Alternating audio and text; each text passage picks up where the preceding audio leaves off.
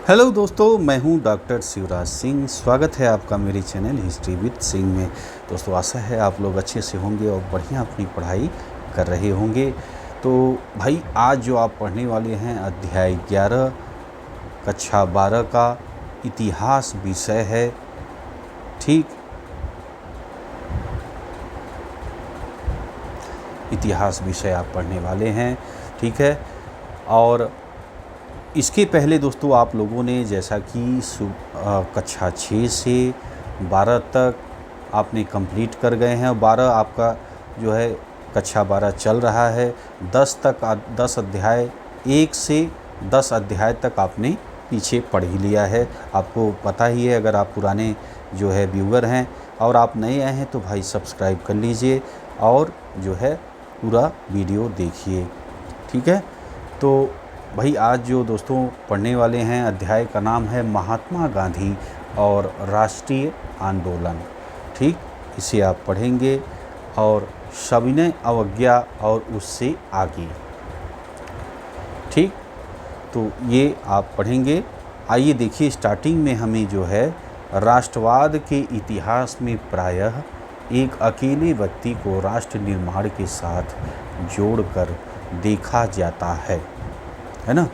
उदाहरण के लिए हम इटली के निर्माण के साथ गैरीबाल्डी को, अमेरिकी स्वतंत्रता युद्ध के साथ जॉर्ज वाशिंगटन को, वियतनाम को औपनिवेशिक शासन से मुक्त कराने के संघर्ष में हो ची मिन्ह को जोड़कर देखते हैं।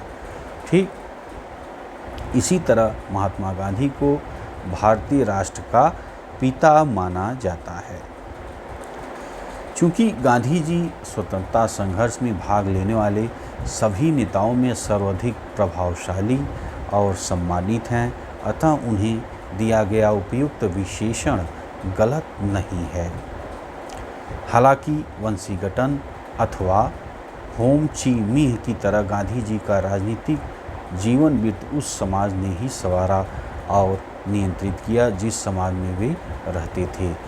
कोई व्यक्ति चाहे कितना ही महान क्यों न हो, वह न केवल इतिहास बनाता है बल्कि स्वयं भी इतिहास द्वारा बनाया जाता है। इस अध्याय में जो है 1915 ईस्वी से 1948 के महत्वपूर्ण काल के दौरान भारत में गांधी जी की गतिविधियों का विश्लेषण किया गया है। ठीक, तो इस अध्याय में आप पढ़ने के वाले हैं। स्पेशली यहाँ पे देखिए 1915 से 1948 का जो समय है, ठीक है, वो आप पढ़ेंगे इस अध्याय में। यह भारतीय समाज के विभिन्न हिस्सों के साथ उनके संपर्कों, उनके द्वारा प्रेरित नेतृत्व किए गए लोकप्रिय संघर्षों की छानबीन करता है। यह अध्याय विद्यार्थी के समक्ष उन अलग अलग प्रकार के स्रोतों को भी रखता है जिसका इस्तेमाल इतिहासकार एक नेता के जीवन वृत्त तथा जिन सामाजिक आंदोलनों से जुड़ा है के पुनर्निर्माण में करते हैं। ठीक, यहाँ पे एक चित्र आप देख रहे हैं, ध्यान से चित्र को आप देखें दोस्तों।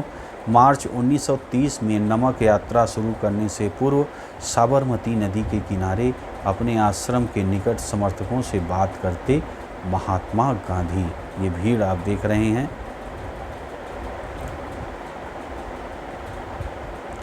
चलिए, स्वयं की उद्घोषणा करता एक नेता, पहला पॉइंट, आइए इसे आप पढ़ें। मोहनदास करमचंद गांधी विदेश में 2 दशक रहने के बाद जनवरी 1915 में अपनी गृह भूमि वापस आए। इन वर्षों का अधिकांश हिस्सा उन्होंने दक्षिण अफ्रीका में बिताया। वहाँ वे एक वकील के रूप में गए थे और बाद में वे इस क्षेत्र के भारतीय समुदाय के नेता बन गए। जैसा कि इतिहासकार चंद्रन देव नेशन ने टिप्पणी की है कि दक्षिण अफ्रीका ने ही गांधी जी को महात्मा बनाया। दक्षिण अफ्रीका में ही महात्मा गांधी ने पहली बार सत्याग्रह के रूप में जानी गई अहिंसात्मक विरोध की अपनी विशिष्ट तकनीक का इस्तेमाल किया। विभिन्न धर्मों के बीच सौहार्द बढ़ाने का प्रयास किया तथा उच्च जातीय भारतीयों को निम्न जातियों और महिलाओं के प्रति भेदभाव वाले व्यवहार के लिए चेतावनी दी।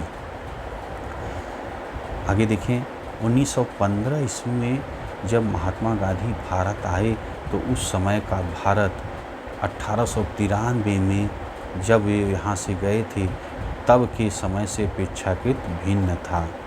यद्यपि यह अभी एक ब्रिटिश उपनिवेश था, लेकिन अब यह राजनीतिक दृष्टि से कहीं अधिक सक्रिय हो गया था। अधिकांश प्रमुख शहरों और कस्बों में अब भारतीय राष्ट्रीय कांग्रेस की शाखाएं थीं। 1905 से 7 के स्वदेशी आंदोलन के माध्यम से इसने व्यापक रूप से मध्य वर्गों के बीच अपनी अपील का विस्तार कर लिया था।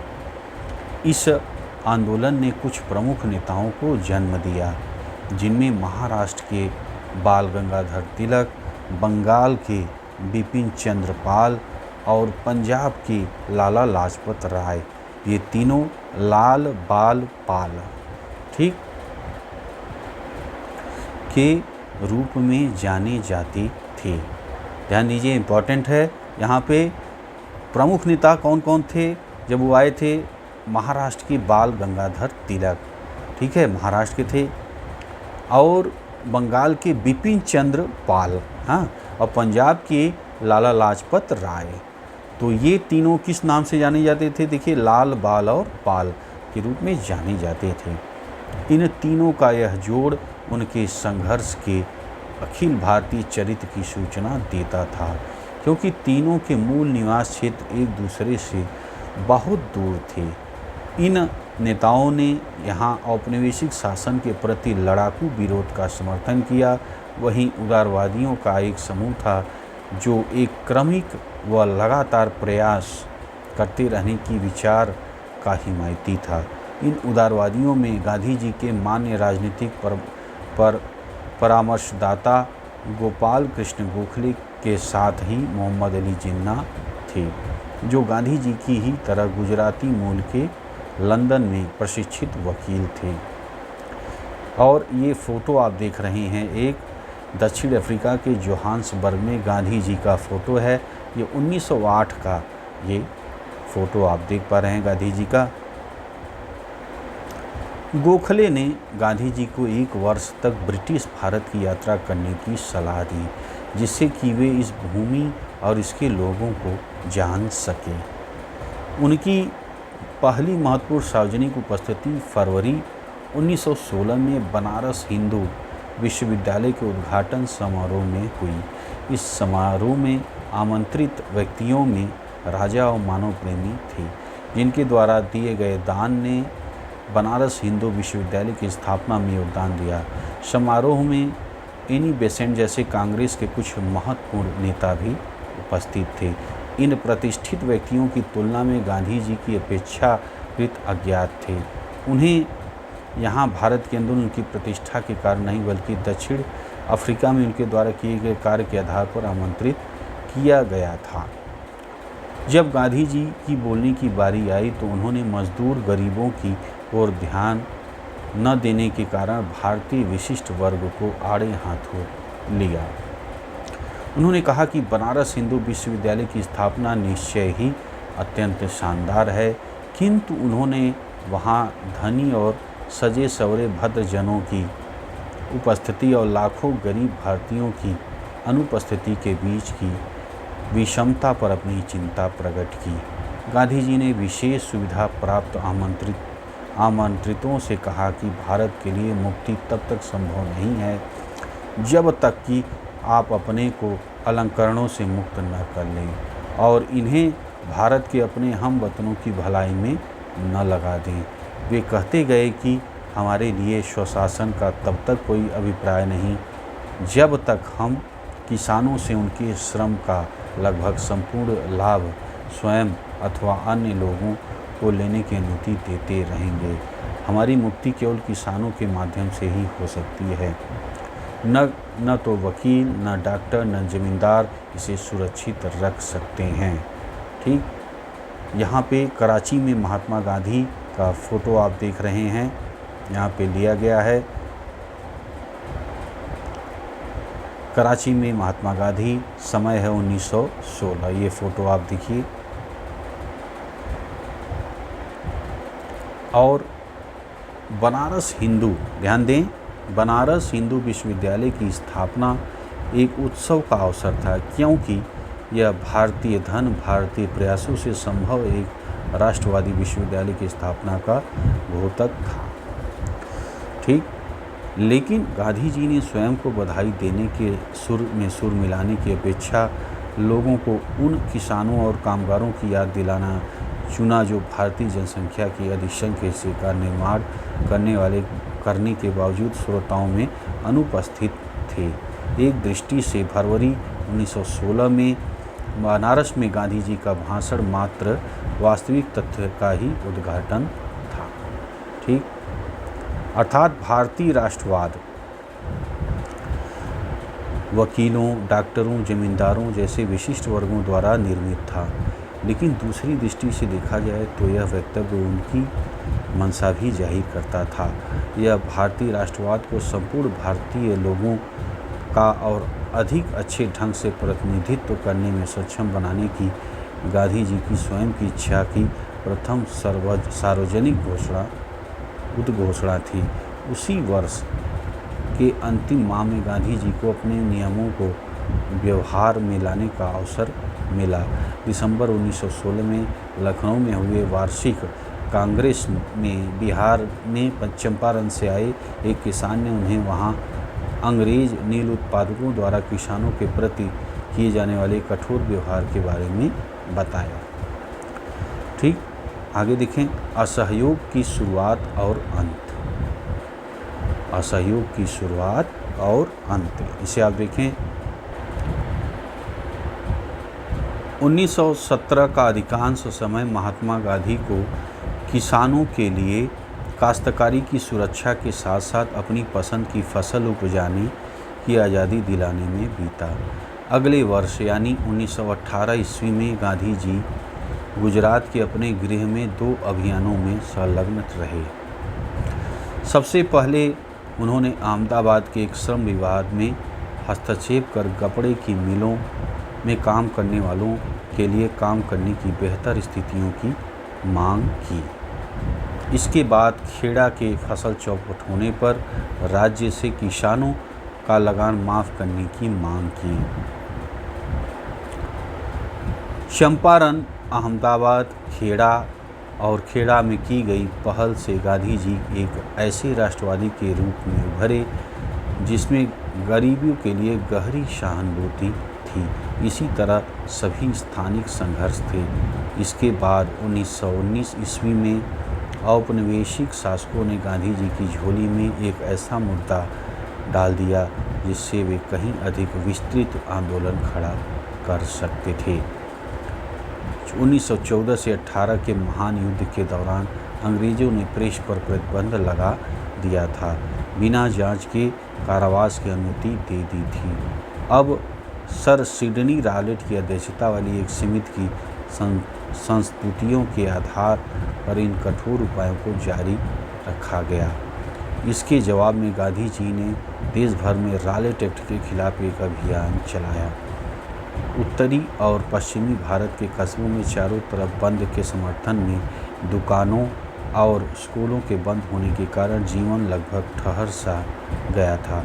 पंजाब में विशेष रूप से कड़ा विरोध हुआ, जहां के बहुत से लोगों ने युद्ध में अंग्रेज़ों के पक्ष में सेवा की थी और अब अपनी सेवा के बदले वे इनाम की अपेक्षा कर रहे थे, लेकिन इसकी जगह उन्हें रॉलेट एक्ट दिया गया।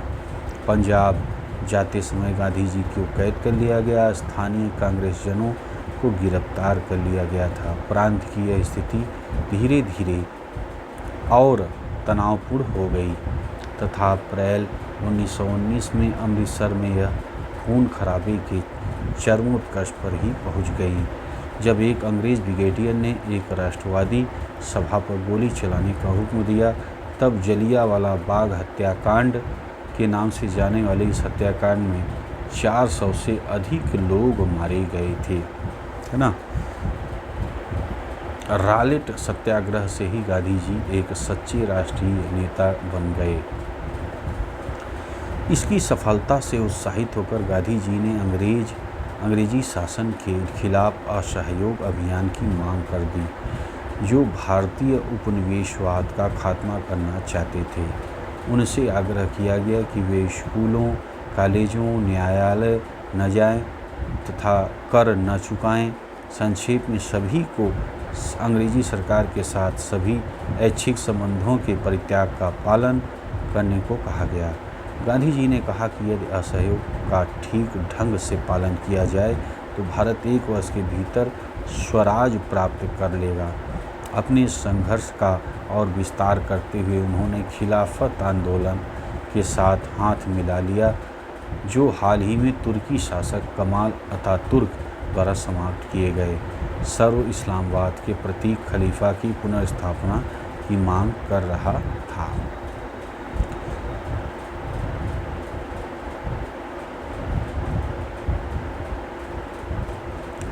अब खिलाफत आंदोलन क्या था, पहले इसे आप समझ लीजिए। खिलाफत आंदोलन का समय है 1919 से 20 का। मोहम्मद अली और शौकत अली के नेतृत्व में भारतीय मुसलमानों का एक आंदोलन था। इस आंदोलन की निम्नलिखित मांगें थी। पहले के ऑटोमन साम्राज्य के सभी इस्लामी पवित्र स्थानों पर तुर्की सुल्तान अथवा खलीफा का नियंत्रण बना रहे। जजीरात उल अरब, सीरिया, इराक, फिलिस्तीन इस्लामी संप्रभुता के अधीन रहें तथा खलीफा के पास इतने क्षेत्र हों कि वह इस्लामी विश्वास को सुरक्षित करने के योग्य बन सके। कांग्रेस ने इस आंदोलन का समर्थन किया और गांधी जी ने इसे असहयोग आंदोलन के साथ मिलाने की कोशिश की। एक लोकप्रिय आंदोलन की तैयारी। गांधी जी ने आशा की थी कि असहयोग को खिलाफत के साथ मिलाने से भारत के 2 प्रमुख समुदाय, हिंदू और मुसलमान, मिलकर औपनिवेशिक शासन का अंत कर देंगे। इन आंदोलनों ने निश्चय ही एक लोकप्रिय कार्यवाही के बहाव को उन्मुक्त कर दिया था और ये चीज़ें औपनिवेशिक भारत में बिल्कुल ही अभूतपूर्व थी। विद्यार्थियों ने सरकार द्वारा चलाए जा रहे स्कूलों और कॉलेजों में जाना छोड़ दिया। वकीलों ने अदालत में जाने को मना कर दिया। कई कस्बों और नगरों में श्रमिक वर्ग हड़ताल पर चले गए। सरकारी आंकड़ों के मुताबिक 1921 में 396 हड़तालें हुई, जिसमें 6 लाख श्रमिक शामिल थे और इससे 70 लाख कार्य दिवसों का नुकसान हुआ था। देहात भी असंतोष से आंदोलित हो रहा था। उत्तरी आंध्र की पहाड़ी जनजातियों ने वन्य कानूनों की अवहेलना कर दी। अवध के किसानों ने कर नहीं चुकाए। कुमाऊं के किसानों ने औपनिवेशिक अधिकारों का सामान ढोने से मना कर दिया। इन विरोध आंदोलन को कभी कभी स्थानीय राष्ट्रवादी नेतृत्व की अवज्ञा करते हुए कार्यान्वित किया गया। किसानों, श्रमिकों और अन्य इसकी अपने ढंग से व्याख्या की तथा औपनिवेशिक शासन के साथ असहयोग के लिए उन्होंने ऊपर से प्राप्त निर्देशों पर टिके रहने के बजाय अपने हितों के मेल खाते तरीकों का इस्तेमाल कर कार्रवाई की। महात्मा गांधी के अमेरिकी जीवनी लेखक लुई फिशर ने लिखा है कि असहयोग भारत और गांधी जी के जीवन की एक युग का ही नाम हो गया। असहयोग शांति की दृष्टि से नकारात्मक किंतु प्रभाव की दृष्टि से बहुत सकारात्मक था। इसके लिए प्रतिवाद, परित्याग और स्वानुशासन आवश्यक थे। यह स्वशासन के लिए एक प्रशिक्षण था। 1857 के विद्रोह के बाद पहली बार असहयोग आंदोलन के परिणाम स्वरूप अंग्रेजी राज की नींव हिल गई।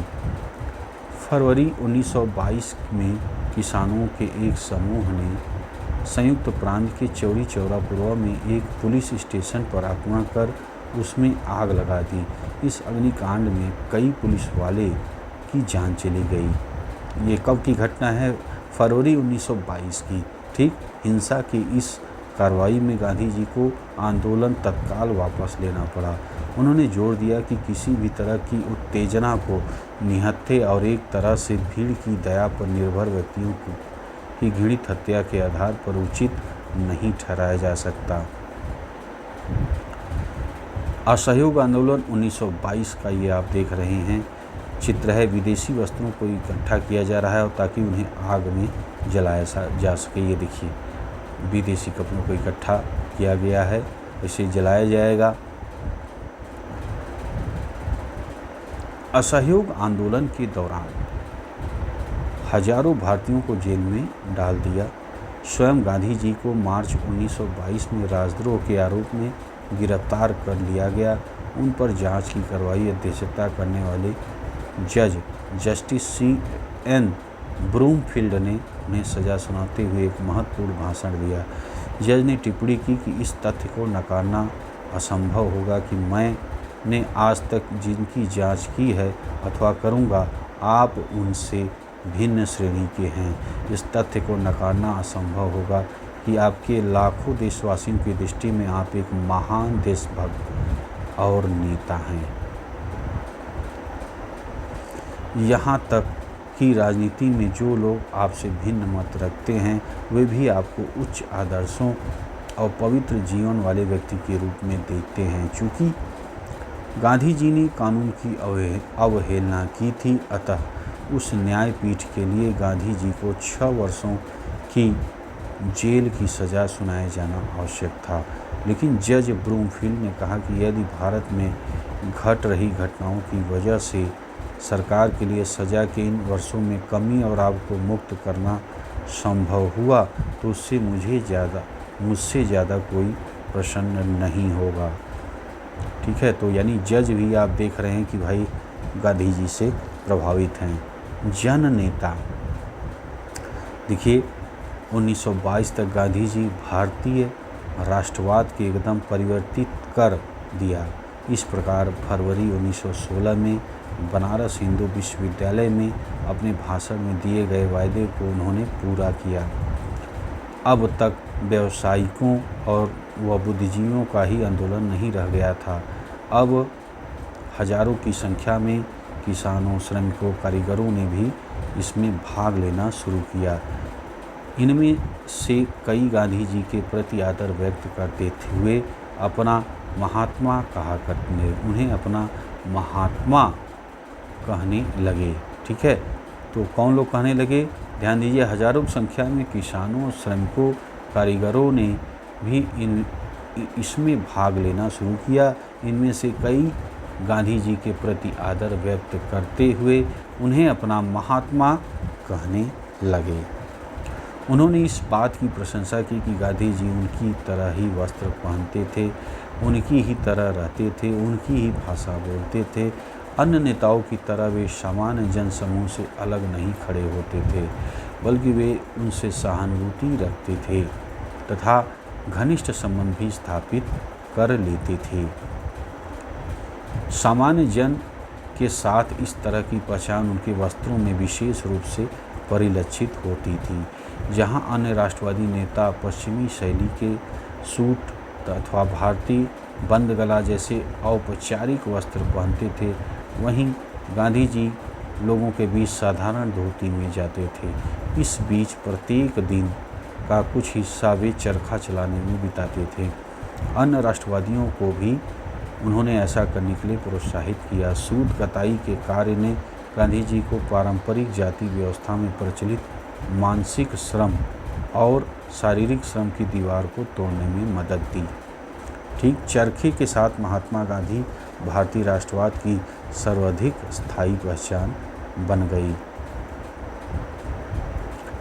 1921 में दक्षिण भारत की यात्रा के दौरान गांधी जी ने अपना सिर मुड़वा लिया। कब मुड़वाए हैं अपना सिर? देखिए, 1921 में दक्षिण भारत की यात्रा के दौरान गांधी जी ने अपना सिर मुंडवा लिया और गरीबों के साथ अपना तादात्म्य स्थापित करने के लिए उन्होंने सूती वस्त्र पहनना आरंभ कर दिया। उनका एक नया रूप तपस्या और संयम का प्रतीक भी बना। और ये विशेषताएं थी जिनका गांधी जी आधुनिक विश्व की उपभोक्तावादी संस्कृति के प्रति उत्तर में गुणगान करते थे। चरखा। महात्मा गांधी आधुनिक युग जिसमें मशीनों ने मानव को गुलाम बनाकर हमसे हटा दिया, घोर आलोचक थे। उन्होंने चरखा को ऐसे मानव समाज के प्रतीक के रूप में देखा जिसमें मशीनों और प्रौद्योगिकी को बहुत महिमामंडित नहीं किया जाएगा। इसमें अधिक चरखा गरीबों को पूरक आमदनी प्रदान कर सकता था तथा उन्हें स्वावलंबी बना सकता था। मेरी आपत्ति मशीन के प्रति सनक से है। यह सनक श्रम बचाने वाली मशीनरी के लिए है। ये तब तक श्रम बचाते रहेंगे जब तक कि हजारों लोग बिना काम के और भूख से मरने के लिए सड़कों पर न फेंक दिए जाएं। मैं मानव समुदाय के किसी एक हिस्से के लिए नहीं बल्कि सभी के लिए समय और श्रम बचाना चाहता हूँ। मैं धन का केंद्रीकरण कुछ ही लोगों के हाथों में नहीं बल्कि सभी के हाथों में करना चाहता हूँ। खद्दर, ये चित्र आप देख रहे हैं दोस्तों, चरखे के साथ महात्मा गांधी बैठे हुए हैं। अब अगला यहाँ पे आप देखिए, खद्दर मशीनरी को नष्ट नहीं करना चाहता बल्कि यह इसके प्रयोग को नियमित करता है, इसके विकास को नियंत्रित करता है। मशीनरी का प्रयोग सर्वाधिक गरीब लोगों के लिए उनकी अपनी झोपड़ियों में करता है। पहिया अपने आप ही मशीनरी का उत्कृष्ट नमूना है।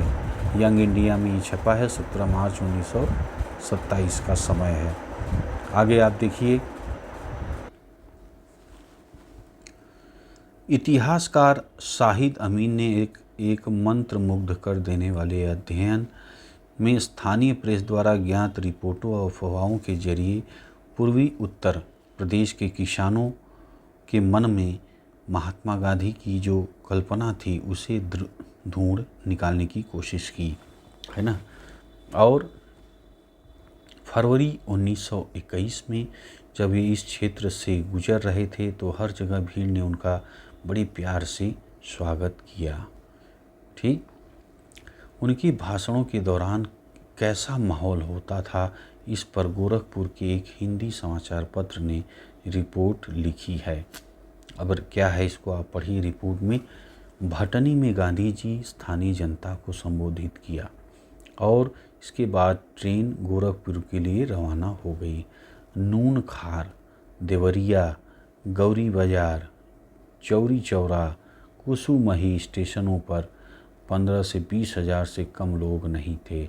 महात्मा जी कुसुमही के दृश्य देखकर बहुत प्रसन्न हुए क्योंकि जंगल के बीच स्थित होने के बावजूद उस स्टेशन पर 10,000 से कम लोग नहीं थे। प्रेम में अभिभूत होकर कुछ लोग रोते हुए देखे गए। देवरिया में लोग गांधी जी को भेनी दान देना चाहते थे किंतु इसे उन्होंने गोरखपुर में देने को कहा, लेकिन चौरी चौरा में एक मारवाड़ी सज्जन ने किसी तरह उन्हें कुछ दे दिया। इसके बाद यह क्रम रुका ही नहीं, एक चादर फैला दी गई जिस पर रुपयों और सिक्कों की बारिश होने लगी। यह दृश्य था गोरखपुर स्टेशन के बाहर। महात्मा एक ऊंची गाड़ी पर खड़े हो गए और लोगों ने कुछ मिनटों के लिए उनके दर्शन कर लिए।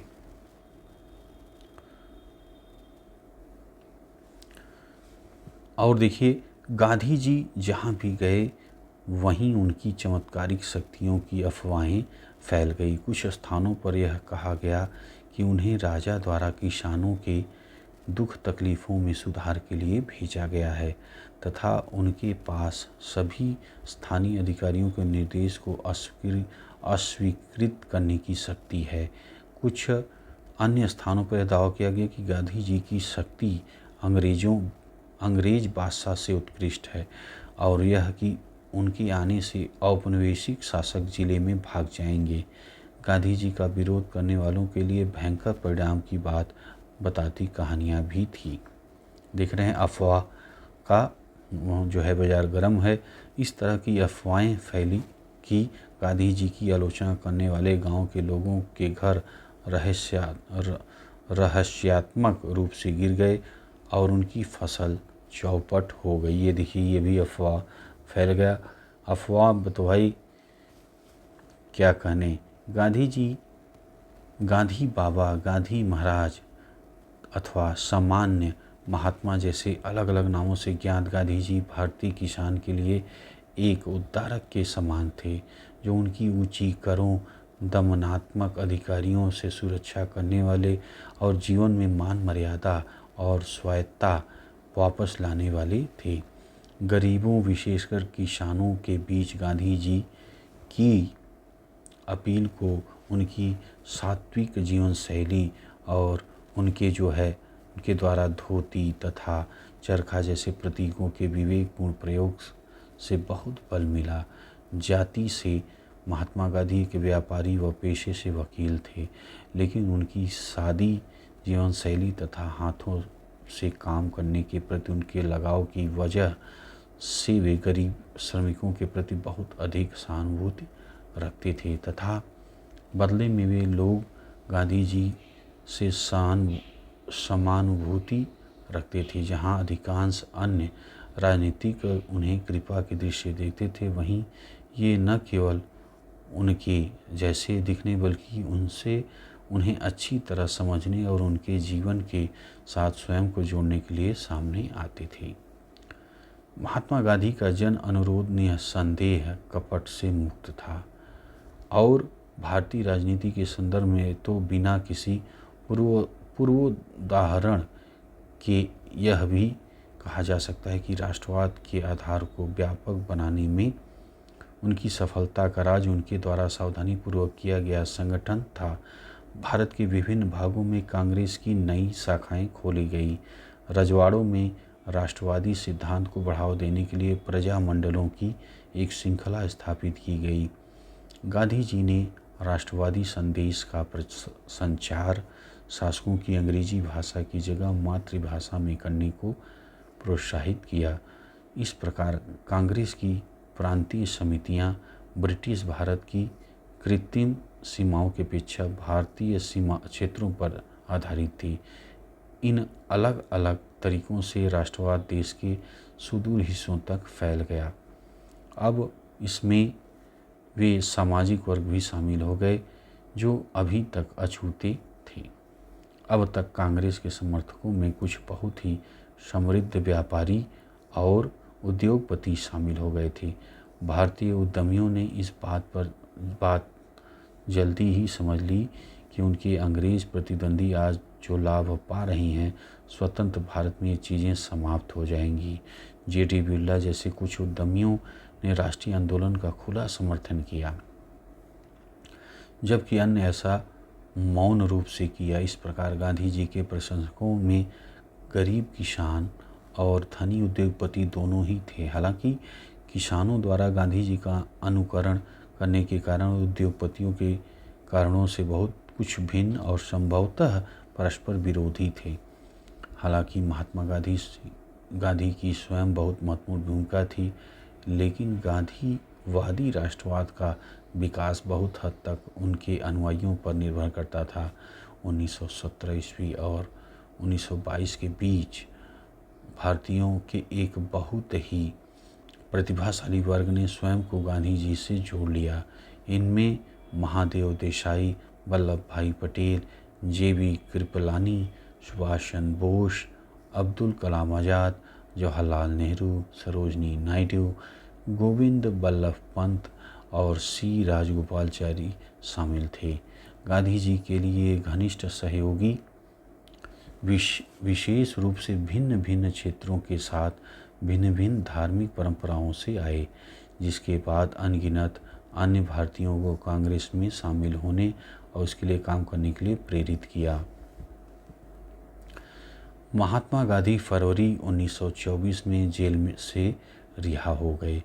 अब उन्होंने अपने ध्यान घर में बुने कपड़े, खादी को बढ़ावा देने तथा छुआछूत को समाप्त करने पर लगाया।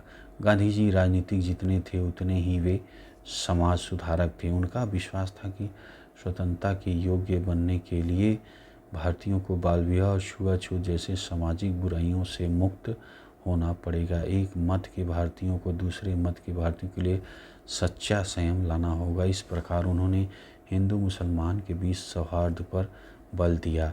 इसी तरह आर्थिक स्तर पर भारतीयों को स्वावलंबी बनना सीखना होगा। ऐसा करके उन्होंने समुद्र पार से आयातित मील में बने वस्त्रों के स्थान पर खादी पहनने की महत्ता पर जोर डाला।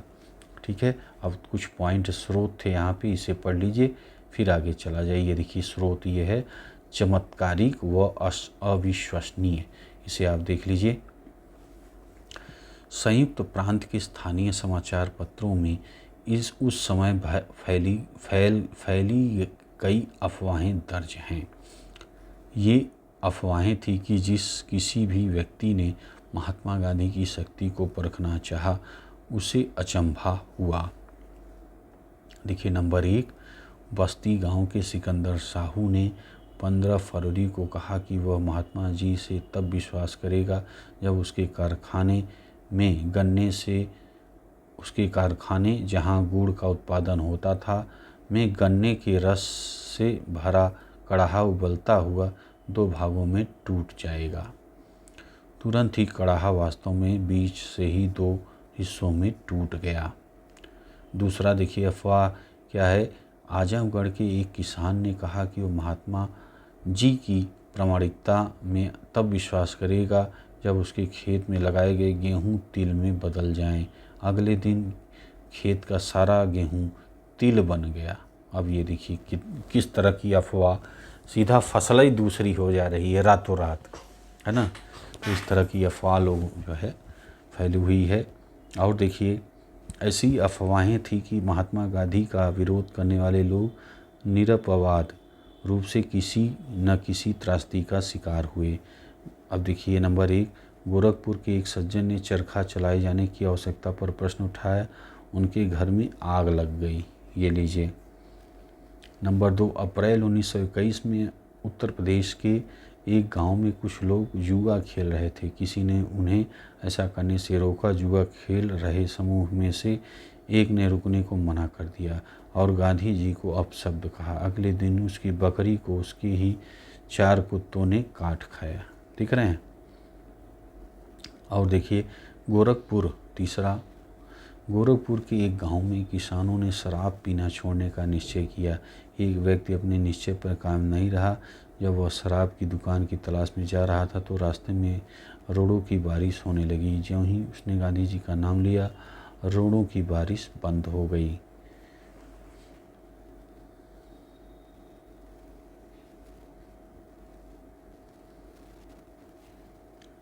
ठीक, अब आ जाइए दोस्तों, अगला पॉइंट क्या है। नमक सत्याग्रह, नज़दीक से एक नज़र, है ना।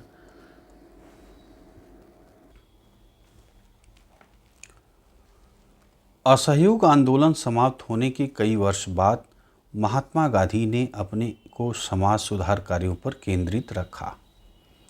ठीक, 1928 में उन्होंने पुनः राजनीति में प्रवेश करने की सोची। उस वर्ष सभी श्वेत सदस्यों वाले साइमन कमीशन, जो कि उपनिवेश की स्थितियों की जांच पड़ताल के लिए इंग्लैंड में से भेजा गया था, विरुद्ध अखिल भारतीय अभियान चलाया जा रहा था। गांधी जी ने स्वयं इस आंदोलन में भाग नहीं लिया था, पर उन्होंने इस आंदोलन को अपना आशीर्वाद दिया था तथा इसी वर्ष बारदोली में होने वाले एक किसान सत्याग्रह के साथ भी उन्होंने ऐसा किया।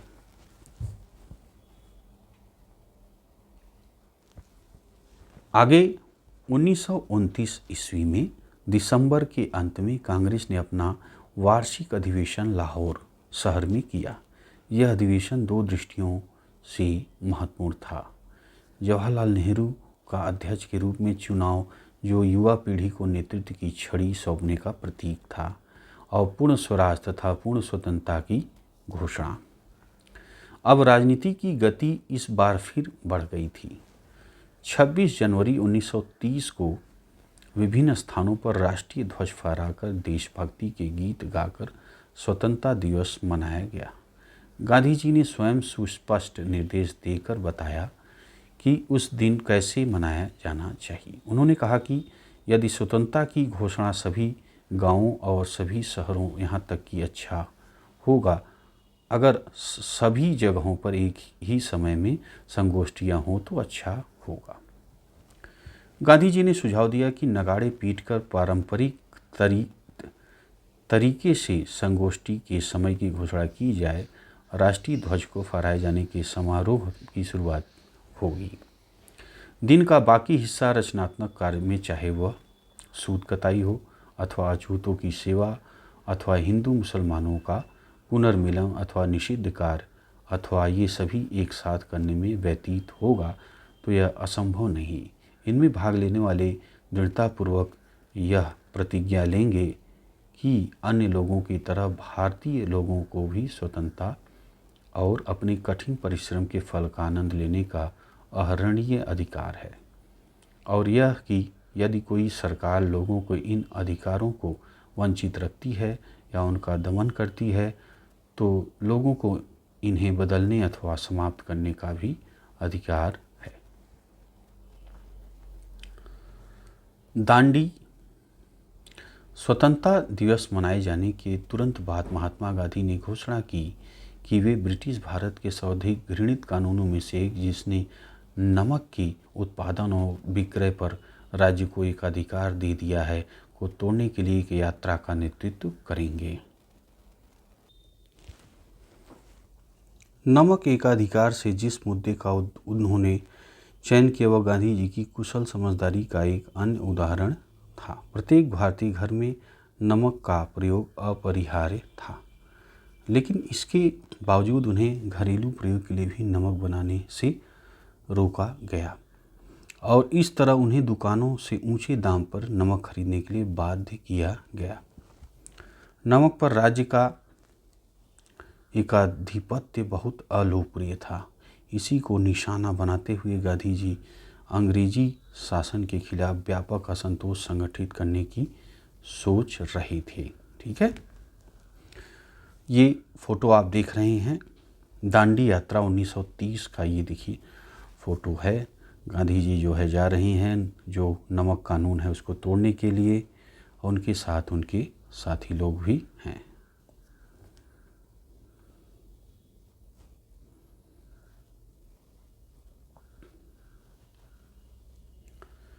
अब देखिए, अधिकांश भारतीयों को गांधी जी की इस चुनौती का महत्व समझ में आ गया था, किंतु अंग्रेजी राज को नहीं। हालांकि गांधी जी ने अपनी नमक यात्रा के पूर्व सूचना वाइसराय लॉर्ड इरविन को दे दी थी, किंतु इरविन इनकी इस कार्रवाई के महत्व को न समझ सके।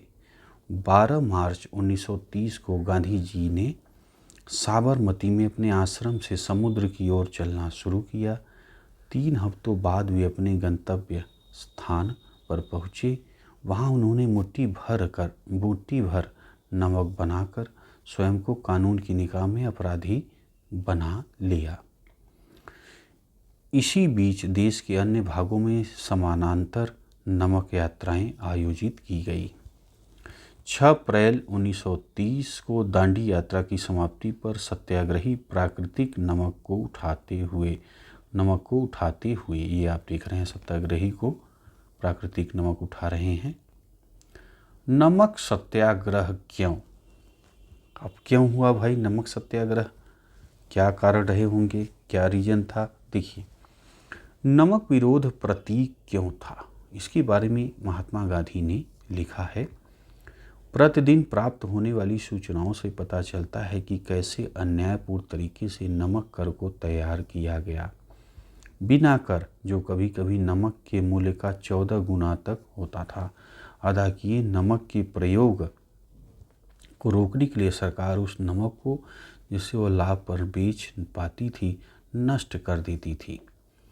अतः यह राष्ट्र की अत्यधिक महत्वपूर्ण आवश्यकता पर कर लगाती है। यह जनता को उसके उत्पादन से रोकती है और प्रकृति ने जिसे बिना किसी श्रम के उत्पादित किया है उसे नष्ट कर देती है।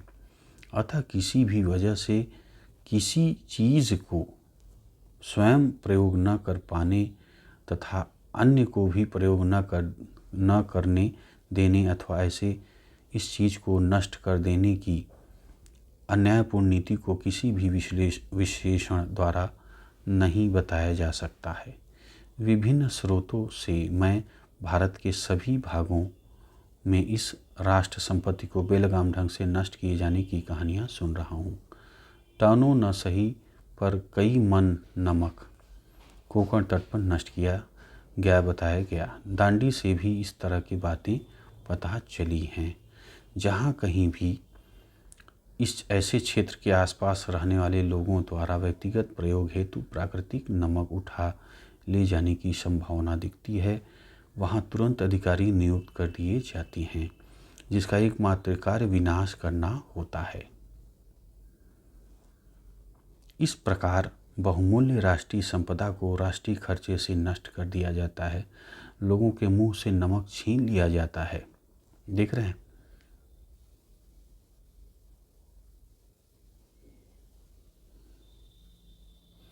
नमक एकाधिकार एक तरफ से चौतरफा अभिशाप है। यह लोगों को बहुमूल्य सुलभ ग्राम उद्योग से वंचित करता है। प्रकृति द्वारा बहुतायत में उत्पादित संपदा का यह अतिशय विनाश करता है। इस विनाश का मतलब ही है और अधिक राष्ट्र खर्च। चौथा, इस मूर्खता का चरमोत्कर्ष भूखे लोगों से 1000% से अधिक की उगाही है। सामान्य जन की उदासीनता की वजह से लंबे समय से अस्तित्व में बना रहा।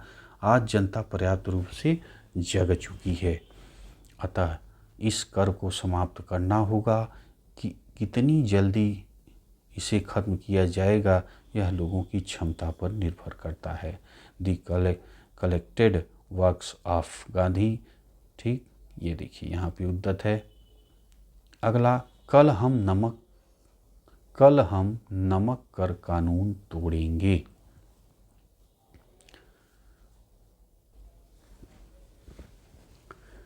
पाँच अप्रैल 1930 को महात्मा गांधी ने दांडी में कहा था, जब मैं अपने साथियों के साथ दांडी की समुद्र तटीय टोली की तरफ चला था तो मुझे यकीन नहीं था कि हमें यहाँ तक आने दिया जाएगा।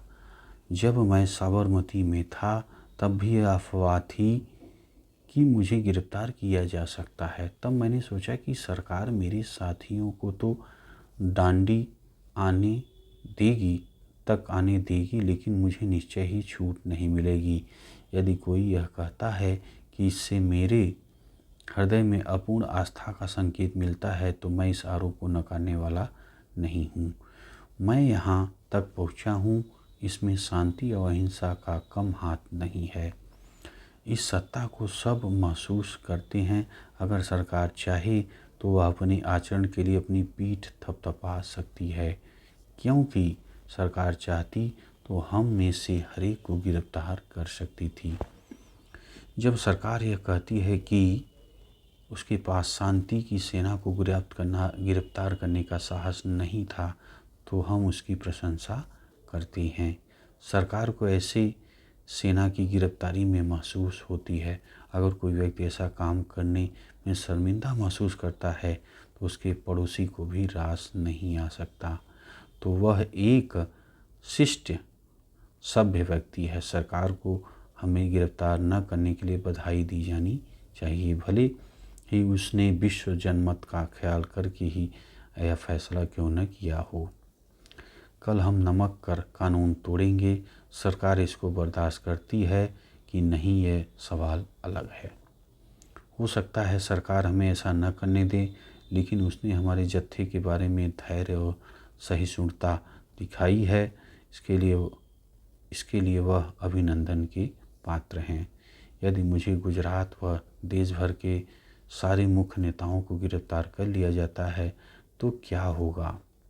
यह आंदोलन इस विश्वास पर आधारित है कि जब एक पूरा राष्ट्र उठ खड़ा होता है और आगे बढ़ने लगता है तो उसे नेता की ज़रूरत नहीं रह जाती। ठीक, आगे देखें। असहयोग आंदोलन की तरह अधिकृत रूप से स्वीकृत राष्ट्रीय अभियान के अलावा भी विरोध की असंख्य धाराएं थीं। देश के विशाल भाग में किसानों ने दमनकारी औपनिवेशिक वन कानूनों का उल्लंघन किया, जिसके कारण वे और उसके मवेशी उन्हीं जंगलों में नहीं जा सकते थे जहां एक ज़माने में बेरोक टोक घूमते थे। कुछ कस्बों में फैक्ट्री कामगार हड़ताल पर चले गए। वकीलों ने ब्रिटिश अदालतों का बहिष्कार कर दिया। विद्यार्थियों ने सरकारी शिक्षा संस्थानों में पढ़ने से इनकार कर दिया। 1920-22 की तरह इस बार भी गांधी जी के आह्वान ने तमाम भारतीय वर्गों को औपनिवेशिक शासन के विरुद्ध अपना असंतोष व्यक्त करने के लिए प्रेरित किया। जवाब में सरकार असंतुष्टों को हिरासत में लेने लगी। नमक सत्याग्रह के सिलसिले में लगभग 60,000 लोग गिरफ्तार किया गया। गिरफ्तार होने वाले में गांधी जी भी थे।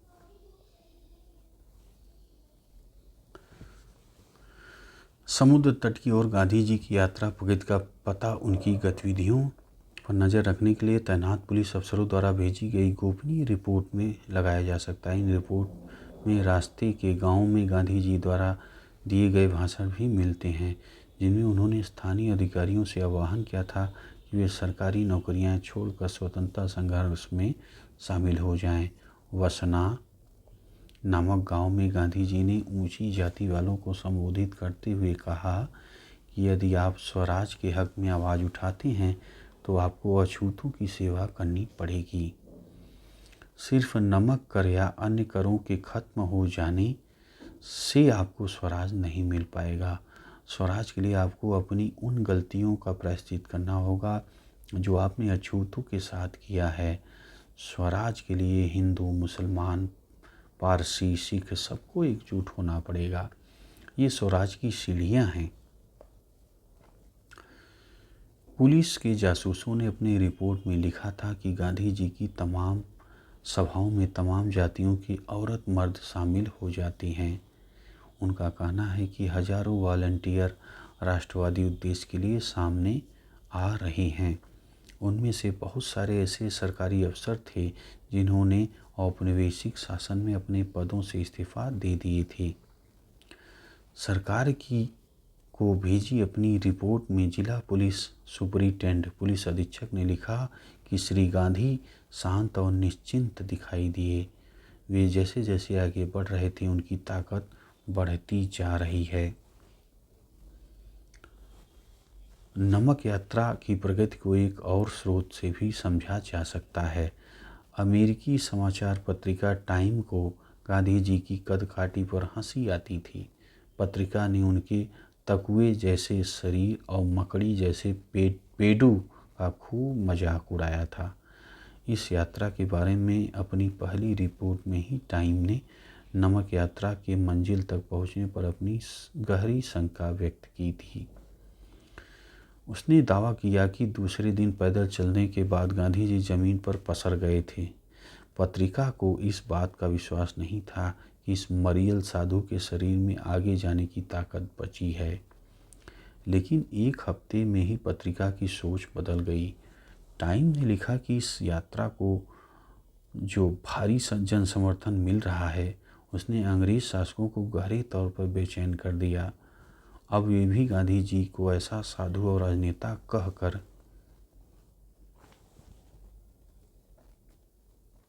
सलामी देने लगे हैं जो ईसाई धर्मावलंबियों के खिलाफ ईसाई तरीकों का ही हथियार के रूप में इस्तेमाल कर रहे हैं। यहाँ पे आप देखिए चित्र आप देख पा रहे हैं। जनवरी 1931 में जेल से महात्मा गांधी की रिहाई के बाद आंदोलन की भावी योजनाओं के बारे में चर्चा करने के लिए इलाहाबाद में कांग्रेस के नेताओं की बैठक हुई है। इस चित्र में आप देखिए दाएं से बाएं, दाएं से आप देखिए जो है दाएं से बाएं देखिए जवाहरलाल नेहरू, ठीक, और जमना लाल बजाज यहाँ पे, और देखिए सुभाष चंद्र बोस, सरदार वल्लभ भाई पटेल। अग्रभाग में आप देखिए वल्लभ भाई पटेल को देख सकते हैं। गांधी जी को आप देख रहे हैं यहाँ पे बैठे हुए हैं।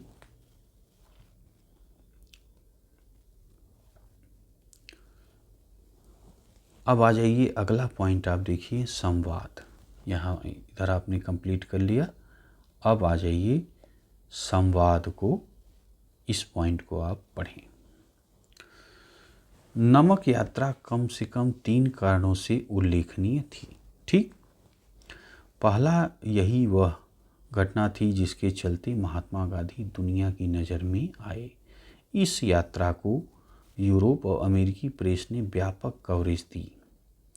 दूसरे, यह अपनी पहली राष्ट्रवादी गतिविधि थी जिसमें औरतों ने भी बढ़ चढ़कर हिस्सा लिया। समाजवादी कार्यकर्ता कमला देवी चट्टोपाध्याय ने गांधी जी को समझाया कि वे अपने आंदोलन को पुरुषों तक ही सीमित न रखें। कमला देवी खुद उन असंख्य औरतों में से एक थी जिन्होंने नमक या शराब कानूनों का उल्लंघन करते हुए सामूहिक गिरफ्तारी दी थी। तीसरा और संभव है सबसे महत्वपूर्ण कारण यह था कि नमक यात्रा के कारण ही अंग्रेज़ों को यह एहसास हुआ था कि जब उनका राज बहुत दिन नहीं टिक सकेगा और उन्हें भारतीयों को भी सत्ता में हिस्सा देना पड़ेगा। इस लक्ष्य को ध्यान रखते हुए ब्रिटिश सरकार ने लंदन में गोलमेज सम्मेलन का आयोजन शुरू किया। पहला गोलमेज सम्मेलन नवंबर 1930 में आयोजित किया गया, जिसमें देश के प्रमुख नेता शामिल हुए। इसी कारण अंततः बैठक निरर्थक साबित हुई। जनवरी 1931 में गांधी जी को जेल से रिहा किया गया। अगले ही महीने वायसराय के साथ उनकी कई लंबी बैठकें हुई। ठीक, इन्हीं बैठकों के बाद गांधी इरविन समझौते पर सहमति बनी, जिसकी शर्तों में सविनय अवज्ञा आंदोलन को वापस लेना, सारे कैदियों की रिहाई, तटीय इलाकों में नमक उत्पादन की अनुमति देना शामिल था। रेडिकल राष्ट्रवादियों ने इस समझौते की आलोचना की क्योंकि गांधी जी वायसराय से भारतीयों की राजनीतिक स्वतंत्रता का आश्वासन हासिल नहीं कर पाए। गांधी जी को इस संभावित लक्ष्य की प्राप्ति के लिए केवल वार्ताओं का ही आश्वासन मिला था। दूसरा गोलमेज सम्मेलन 1931 के आखिर में लंदन में आयोजित हुआ। उसमें गांधी जी कांग्रेस का नेतृत्व कर रहे थे। गांधी जी का कहना था कि उनकी पार्टी पूरे भारत का प्रतिनिधित्व करती है। इस दावे को 3 पार्टियों ने चुनौती दी। मुस्लिम लीग ने कहा कि वह मुस्लिम अल्पसंख्यकों के हित में काम करती है। राजे रजवाड़ों का दावा था कि कांग्रेस का उनके नियंत्रण वाले भूभाग पर कोई अधिकार नहीं है। तीसरी चुनौती तेज तर्रार वकील और विचारक BR अम्बेडकर की तरफ से थी। उनका कहना था कि गांधी जी और कांग्रेस पार्टी निचली जातियों का प्रतिनिधित्व नहीं करती। ठीक, और आगे बढ़ने से पहले यहाँ पे आप देख लें पृथक निर्वाचिका के बारे में समस्या, इसे आप देख लें फिर आगे बढ़ा जाए। गोलमेज सम्मेलन के दौरान महात्मा गांधी ने दमित वर्गों के लिए पृथक निर्वाचिका प्रस्ताव के खिलाफ अपनी दलील पेश करते हुए कहा था, अस्पृश्यों के लिए पृथक निर्वाचिका का प्रावधान करने से उनकी दास्ता स्थायी रूप ले लेगी। क्या आप चाहते हैं कि अस्पृश्य हमेशा अस्पृश्य ही बने रहें?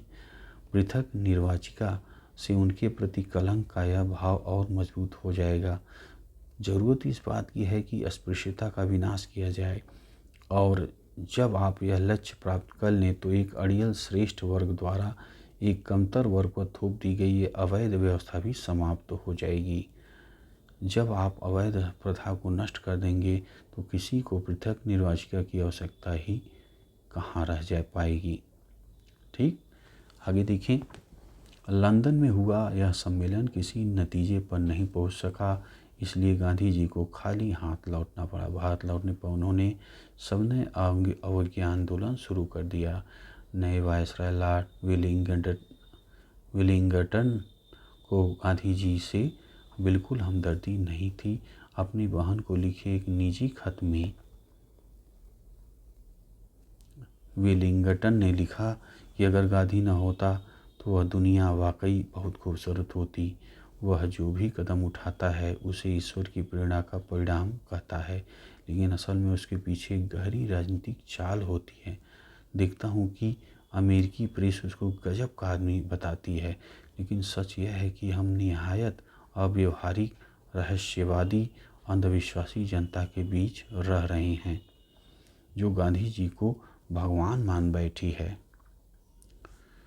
बहरहाल 1935 में नए गवर्नमेंट ऑफ इंडिया एक्ट में सीमित प्रतिनिधित्व शासन व्यवस्था का आश्वासन व्यक्त किया गया।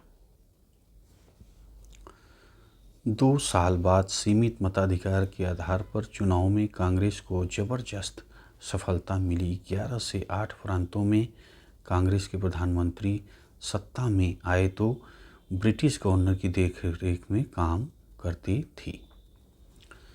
ठीक आगे कांग्रेस मंत्रिमंडलों की सत्ता में आने के 2 साल बाद सितंबर 1939 में दूसरा विश्व युद्ध शुरू हो गया। महात्मा गांधी और जवाहरलाल नेहरू दोनों ही हिटलर व नासियों के कट्टर आलोचक थे। तदनुरूप उन्होंने फैसला लिया कि अगर अंग्रेज युद्ध समाप्त होने के बाद भारत को स्वतंत्रता देने पर राजी हों तो कांग्रेस उनके युद्ध प्रयासों में सहायता दे सकती है। सरकार ने उनका प्रस्ताव खारिज कर दिया। इसके विरोध में कांग्रेसी मंत्रिमंडलों ने अक्टूबर 1939 में इस्तीफा दे दिया। युद्ध समाप्त होने के बाद स्वतंत्रता प्राप्ति के लिए शासकों पर दबाव डालने के वास्ते 1940-41 के दौरान कांग्रेस ने अलग अलग सत्याग्रहों कार्यक्रमों का आयोजन शुरू कर दिया। मार्च 1940 में मुस्लिम लीग ने उपमहाद्वीप के मुस्लिम बहुल इलाकों के लिए कुछ स्वायत्तता की मांग प्रस्ताव पेश किया। अब राजनीतिक भूदृश्य काफ़ी जटिल हो गया था। अब यह संघर्ष भारतीय बनाम ब्रिटिश नहीं रह गया था। अब यह कांग्रेस, मुस्लिम लीग, ब्रिटिश शासन, 3 धुरियों के बीच संघर्ष था। इसी समय ब्रिटेन में एक सर्वदलीय सरकार सत्ता में थी जिसमें शामिल लेबर पार्टी के सदस्य भारतीय आकांक्षाओं के प्रति हमदर्दी का रवैया रखते थे, लेकिन सरकार के मुखिया प्रधानमंत्री विंस्टन चर्चिल कट्टर साम्राज्यवादी थे। उनका कहना था कि उन्हें सम्राट का सर्वोच्च मंत्री इसलिए नहीं नियुक्त किया गया है कि वह ब्रिटिश साम्राज्य को टुकड़े टुकड़े कर दें।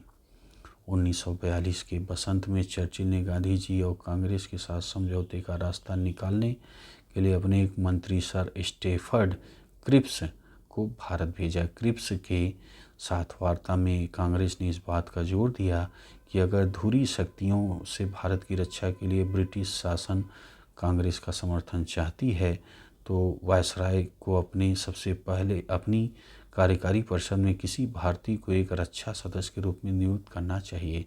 इसी बात पर वार्ता टूट गई।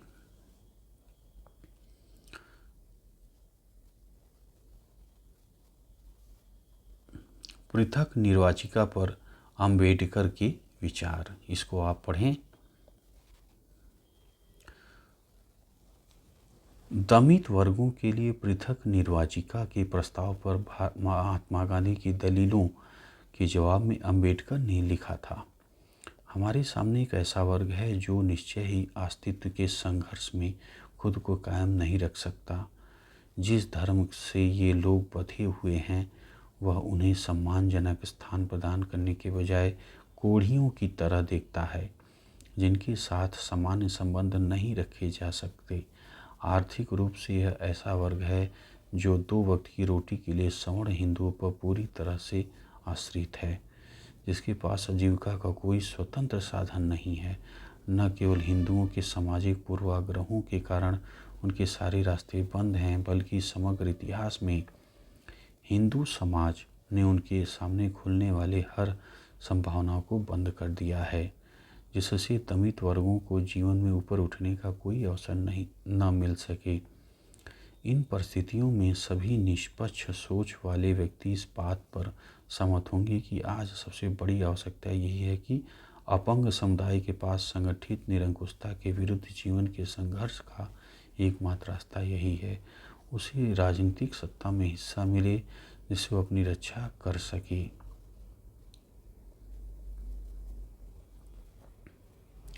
यहाँ पे एक आप चित्र देख रही हैं, दूसरा गोलमेज सम्मेलन है लंदन में 1931 का ये समय है। महात्मा गांधी ने निम्न जातियों के लिए पृथक निर्वाचिका की मांग का विरोध किया। ये देखिए गांधी जी बीच में बैठे हुए हैं। उनका मानना था कि ऐसा करने पर समाज की मुख्य धारा में उनका एकीकरण नहीं हो पाएगा और वे सवर्ण हिंदुओं से हमेशा के लिए अलग रह जाएंगे, है ना।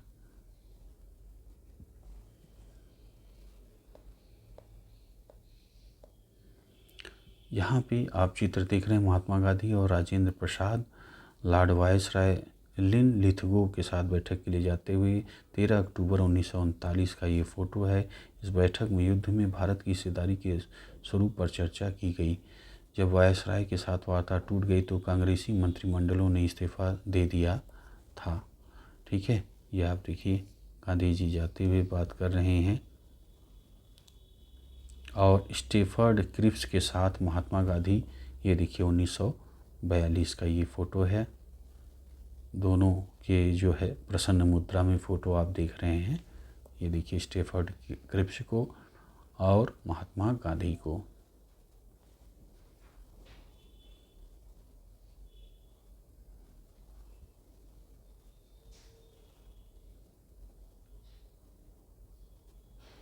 अब आ जाइए अगला, भारत छोड़ो। अब इसे आप देखिए, भारत छोड़ो आंदोलन को समझिए।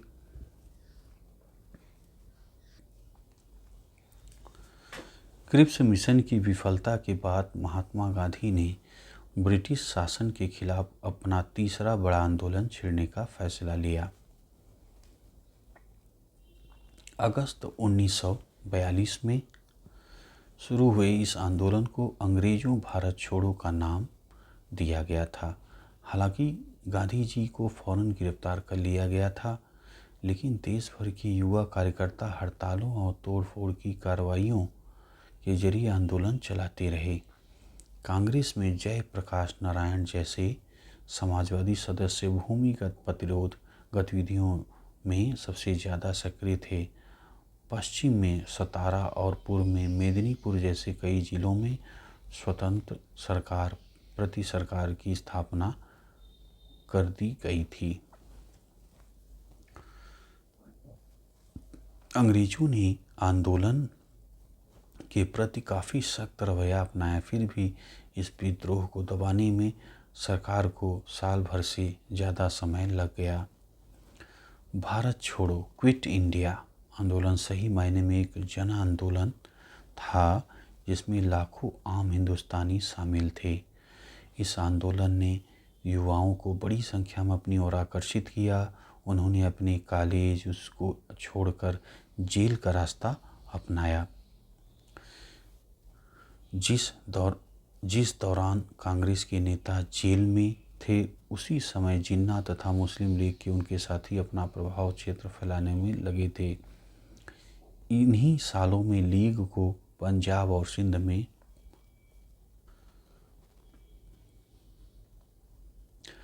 जिस दौरान कांग्रेस के नेता जेल में थे, उसी समय जिन्ना तथा मुस्लिम लीग के उनके साथी अपना प्रभाव क्षेत्र फैलाने में लगे थे। इन्हीं सालों में लीग को पंजाब और सिंध में अपनी पहचान बनाने का मौका मिला, जहां अभी तक उनका कोई खास वजूद नहीं था। 17/1943 इसे पढ़ें आप। 19वीं सदी के आखिर से जाति व्यवस्था और जमींदारी के खिलाफ महाराष्ट्र में एक गैर ब्राह्मण आंदोलन विकसित हो चुका था। इस आंदोलन ने 1930 के दशक तक राष्ट्रवादी आंदोलन के साथ संबंध स्थापित कर लिया था। 1943 में महाराष्ट्र के सतारा जिले के कुछ युवा नेताओं ने सेवा दलों तथा तूफान दलों ग्राम इकाई के साथ मिलकर एक प्रति सरकार समानांतर सरकार की स्थापना कर ली। उन्होंने जन अदालतों का आयोजन किया तथा रचनात्मक कार्य किए। कुणबी किसानों के दबदबे और दलितों के सहयोग के चलते चलने वाली 17 प्रति सरकारी दमन तथा अंतिम दौर में कांग्रेस की असहमति के बावजूद 1946 के चुनाव तक चलती रही।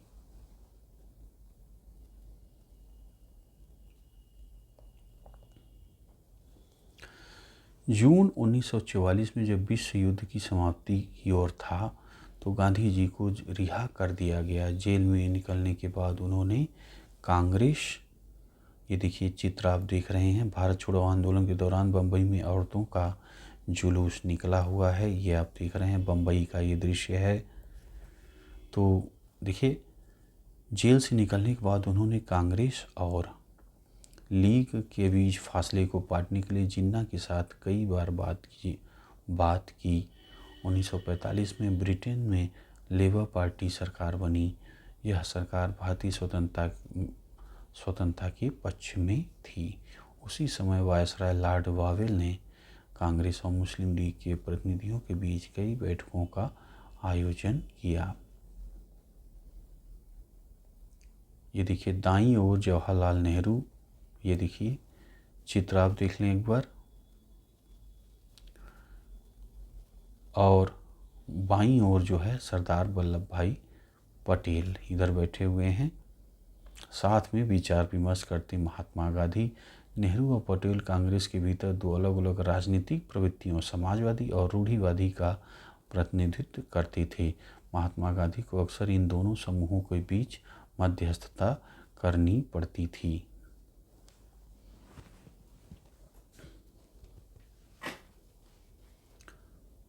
चलिए आगे देखें। 1946 की शुरुआत में प्रांतीय विधानमंडलों के नए सिरे से चुनाव कराए गए। सामान्य श्रेणी में कांग्रेस को भारी सफलता मिली। मुसलमानों के लिए आरक्षित सीटों पर मुस्लिम लीग को भारी बहुमत प्राप्त हुआ। राजनीतिक ध्रुवीकरण पूरा हो चुका था। 1946 की गर्मियों में कैबिनेट मिशन भारत आया। इस मिशन ने कांग्रेस और मुस्लिम लीग को एक ऐसी संघीय व्यवस्था पर राजी करने का प्रयास किया जिसमें भारत के भीतर विभिन्न प्रांतों को सीमित स्वायत्तता दी जा सकती थी। कैबिनेट मिशन का यह प्रयास भी विफल रहा। वार्ता टूट जाने के बाद जिन्ना ने पाकिस्तान की स्थापना के लिए लीग की मांग समर्थन में एक प्रत्यक्ष कार्यवाही दिवस का आह्वान किया। इसके लिए 16 अगस्त 1946 का दिन तय किया गया। उसी दिन कलकत्ता में खूनी संघर्ष शुरू हुआ।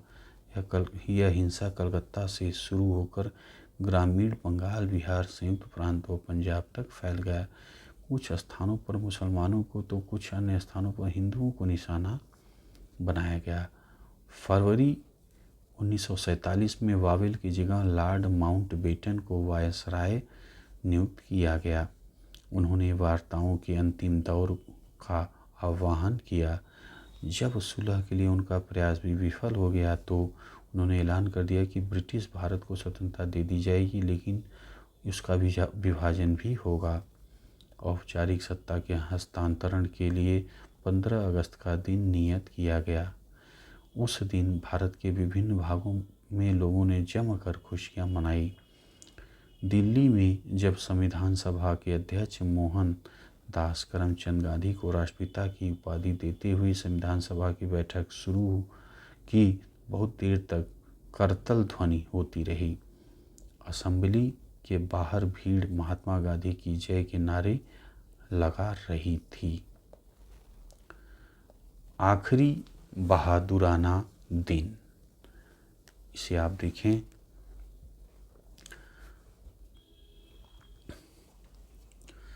पंद्रह अगस्त 1947 को राजधानी में हो रहे उत्सव में महात्मा गांधी नहीं थे।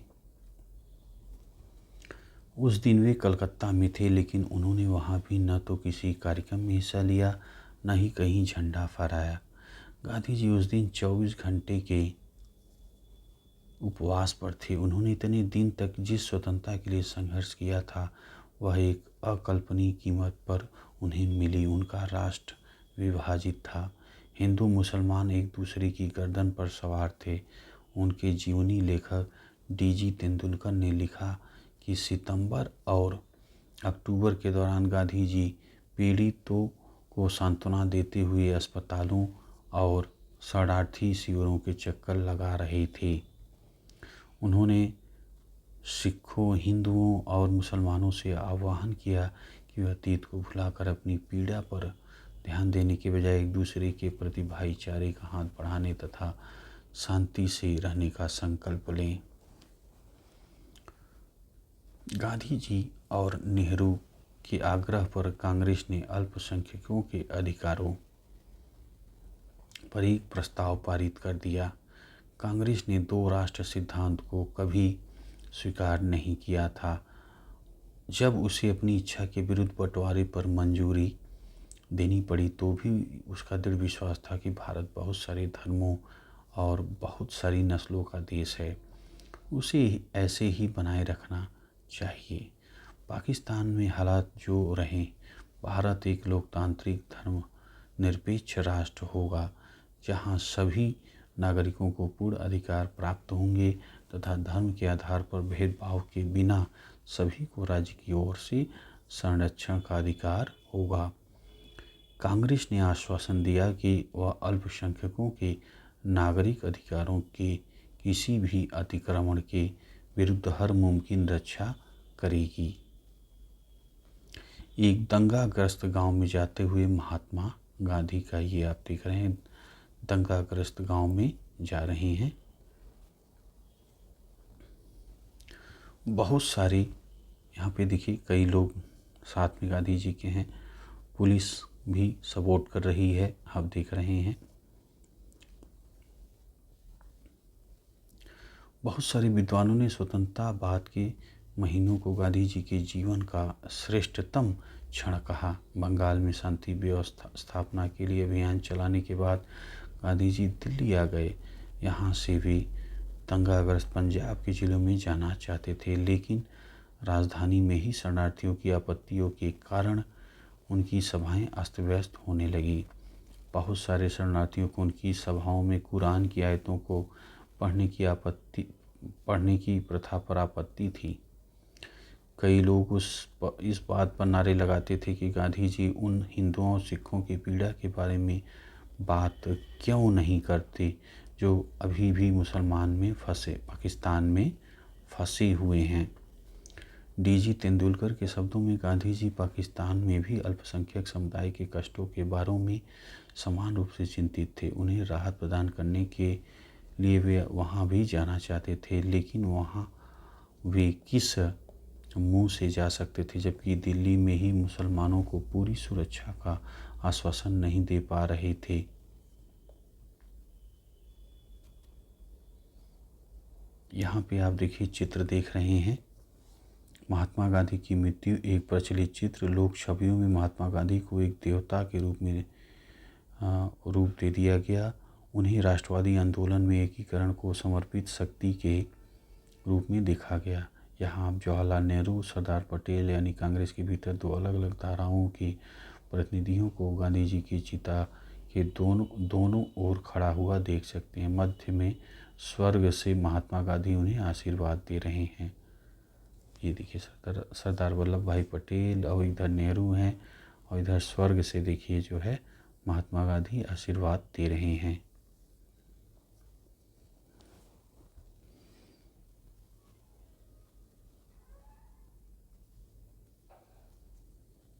ये देखिए गांधी जी की चिता ये जो है आपके सामने।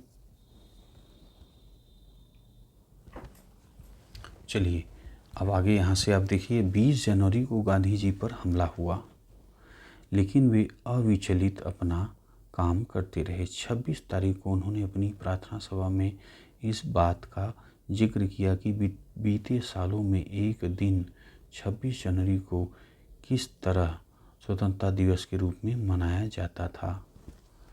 अब स्वतंत्रता मिल चुकी है, लेकिन उसके शुरुआती महीने गहरे तौर पर मोहभंग वाले साबित हुए।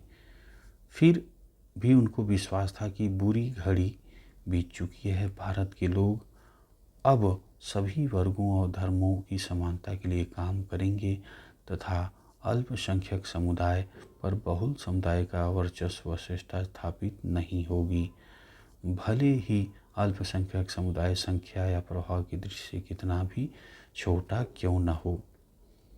ठीक, उन्होंने यह आशा भी जताई, यद्यपि भौगोलिक और राजनीतिक रूप से भारत दो भागों में बढ़ चुका है, लेकिन हृदय में हम अब सभी सदैव मित्र एवं भाई रहेंगे, एक दूसरे को मदद व सम्मान देते रहेंगे और शेष विश्व के लिए हम एक ही होंगे। गांधी जी स्वतंत्र और अखंड भारत के लिए जीवन भर युद्ध लड़ा। फिर भी जब देश विभाजित हो गया तो उनकी यही इच्छा थी कि दोनों देश एक दूसरे के साथ सम्मान और दोस्ती के संबंध बनाए रखें। बहुत सारे भारतीयों को उनका सहृदय आचरण पसंद नहीं था। 30 जनवरी की शाम को गांधी जी दैनिक प्रार्थना सभा में एक युवक ने उनको गोली मारकर मौत की नींद सुला दिया। उनके हत्यारे ने कुछ समय बाद आत्मसमर्पण कर दिया। उसका नाम नाथूराम गोडसे था। गांधी जी की मृत्यु के चारों ओर गहरे शोक की लहर दौड़ गई। भारत भर के राजनीतिक फलक पर उन्हें भावभीनी श्रद्धांजलि दी गई। जॉर्ज ऑरवेल, एल्बर्ट आइंस्टीन जैसे विख्यात गैर भारतीयों ने भी उनकी मृत्यु पर हृदयस्पर्शी शब्दों में शोक संदेश भेजे। एक जमाने में उनकी कदकाठी और कथित रूप से बेतुके विचारों के लिए गांधी जी का उपहास करने वाली टाइम पत्रिका ने उनके बलिदान की तुलना अब्राहम लिंकन के बलिदान से की। पत्रिका ने कहा कि एक धर्मांध अमेरिकी ने लिंकन को मार दिया था क्योंकि उन्हें नस्ल या रंग से परे मानव मात्र की समानता में विश्वास था, और दूसरी तरफ धर्मांध हिंदू ने गांधी जी की जीवन लीला समाप्त कर दी, क्योंकि गांधी जी ऐसे कठिन क्षणों में भी दोस्ती और भाईचारे में विश्वास रखते थे। विभिन्न धर्मों को मानने वालों के बीच दोस्ती की अनिवार्यता पर बल देते थे। टाइम ने लिखा, दुनिया जानती थी कि उसने उनकी गांधी जी की मृत्यु पर वैसे ही मौन धारण कर लिया जिस प्रकार उसने लिंकन की मृत्यु पर किया था, और यह समझना एक मायने में बहुत गहरा और साधारण काम है। गांधी जी को समझना। अगला पॉइंट, हमारे पास बहुत सारे स्रोत उपलब्ध हैं जिनके जरिए गांधी जी की राजनीतिक सफ़र तथा राष्ट्रीय आंदोलन के इतिहास को सूत्रबद्ध कर सकते हैं। सार्वजनिक स्वर और निजी लेखन। सार्वजनिक स्वर और निजी लेखन इस दिशा में महात्मा गांधी और उनके सहयोगियों व प्रतिद्वंदियों दोनों तरह के समकालीनों के लेखन और भाषण एक महत्वपूर्ण स्रोत हैं। इन लेखनों में हमें इस बात का ख्याल रखना चाहिए कि किस चीज़ को जनता के लिए लिखा गया था और किस चीज़ को अन्य उद्देश्यों के लिए लिखा गया था। उदाहरण के लिए, भाषणों से हमें किसी व्यक्ति के सार्वजनिक विचारों को सुनने का मौका मिलता है, जबकि उसके व्यक्तिगत पत्र हमें उनके निजी विचारों की झलक देते हैं। इन पत्रों में हम लिखने वालों को अपना गुस्सा, पीड़ा, असंतोष, बेचैनी, अपनी आशाएं, हताशाएं व्यक्त करते हुए देख सकते हैं। इनमें बहुत सारी बातों को वह अपनी सार्वजनिक वक्तव्यों में व्यक्त नहीं कर सकते, लेकिन हमें यह भी याद रखना चाहिए कि कई बार निजी सार्वजनिक का यह फर्क टूट जाता है। बहुत सारे पत्र व्यक्तियों को लिखे जाते हैं, इसलिए वे व्यक्तिगत पत्र होते हैं, लेकिन कुछ हद तक वे जनता के लिए भी होते हैं। उन पत्रों की भाषा इस एहसास से भी तय होती है कि संभव है एक दिन उसे प्रकाशित कर दिया जाएगा। किसी पत्र के प्रकाशित हो जाने की आशंका के कारण बहुधा लोग निजी पत्रों में भी अपना मत स्वतंत्रतापूर्वक व्यक्त नहीं कर पाते। महात्मा गांधी हरिजन नामक अपने अखबार में उन पत्रों को प्रकाशित करते थे जो उन्हें लोगों से मिलते थे। नेहरू ने राष्ट्रीय आंदोलन के दौरान उन्हें लिखे गए पत्रों का एक संकलन तैयार किया और उसे a bunch of old letters, पुराने पत्रों का पुलिंदा के नाम से प्रकाशित किया। एक घटना पत्रों के आइनों में 1920 के दशक में जवाहरलाल नेहरू समाजवाद से लगातार प्रभावित होते जा रहे थे। 1928 में जब वे यूरोप की यात्रा से लौटे तो वे सोवियत संघ के प्रयोगों से गहरे तौर पर प्रभावित थे। जब उन्होंने समाजवादियों जयप्रकाश नारायण, नरेंद्र देव, NG रंगा एवं अन्य के साथ घनिष्ठतापूर्वक काम करना शुरू किया तो कांग्रेस के भीतर समाजवादियों और रूढ़िवादियों के बीच एक खाई पैदा हो गई। 1936 में कांग्रेस का अध्यक्ष बनने के बाद नेहरू ने फांसीवाद के खिलाफ जमकर बयान दिए और मजदूरों और किसानों की मांगों का समर्थन किया। नेहरू के समाजवादी वक्तव्यों से चिंतित रूढ़िवादियों ने राजेंद्र प्रसाद और सरदार पटेल के नेतृत्व में कांग्रेस वर्किंग कमेटी से इस्तीफे की धमकी दे डाली। दूसरी ओर बम्बई के कुछ उद्योगपतियों ने नेहरू की आलोचना करते हुए बयान जारी कर दिया। इसके बाद प्रसाद और नेहरू दोनों महात्मा गांधी के पास गए। वर्धा स्थित उनके आश्रम में उनसे मिले। गांधी जी ने एक बार फिर मध्यस्थता की भूमिका अदा करते हुए नेहरू के रेडिकल तेवरों पर अंकुश लगाने तथा प्रसाद व अन्य नेताओं को नेहरू के नेतृत्व की अहमियत पर ध्यान दिलाने के लिए प्रेरित किया। A bunch of old letters में नेहरू ने उस समय के बहुत सारे पत्रों को प्रकाशित किया है। इन पत्रों के अंशों को आगे पढ़िए। ये देखिए ए बंच ऑफ लेटर से, ये देखिए लेटर लिखा गया है। मेरे प्रिय जवाहरलाल जी, वर्धा 1 जुलाई 1936 का। कल आपसे विदा लेने के बाद हमने महात्मा गांधी जी से लंबी बातचीत और आपसे देर तक चर्चा की।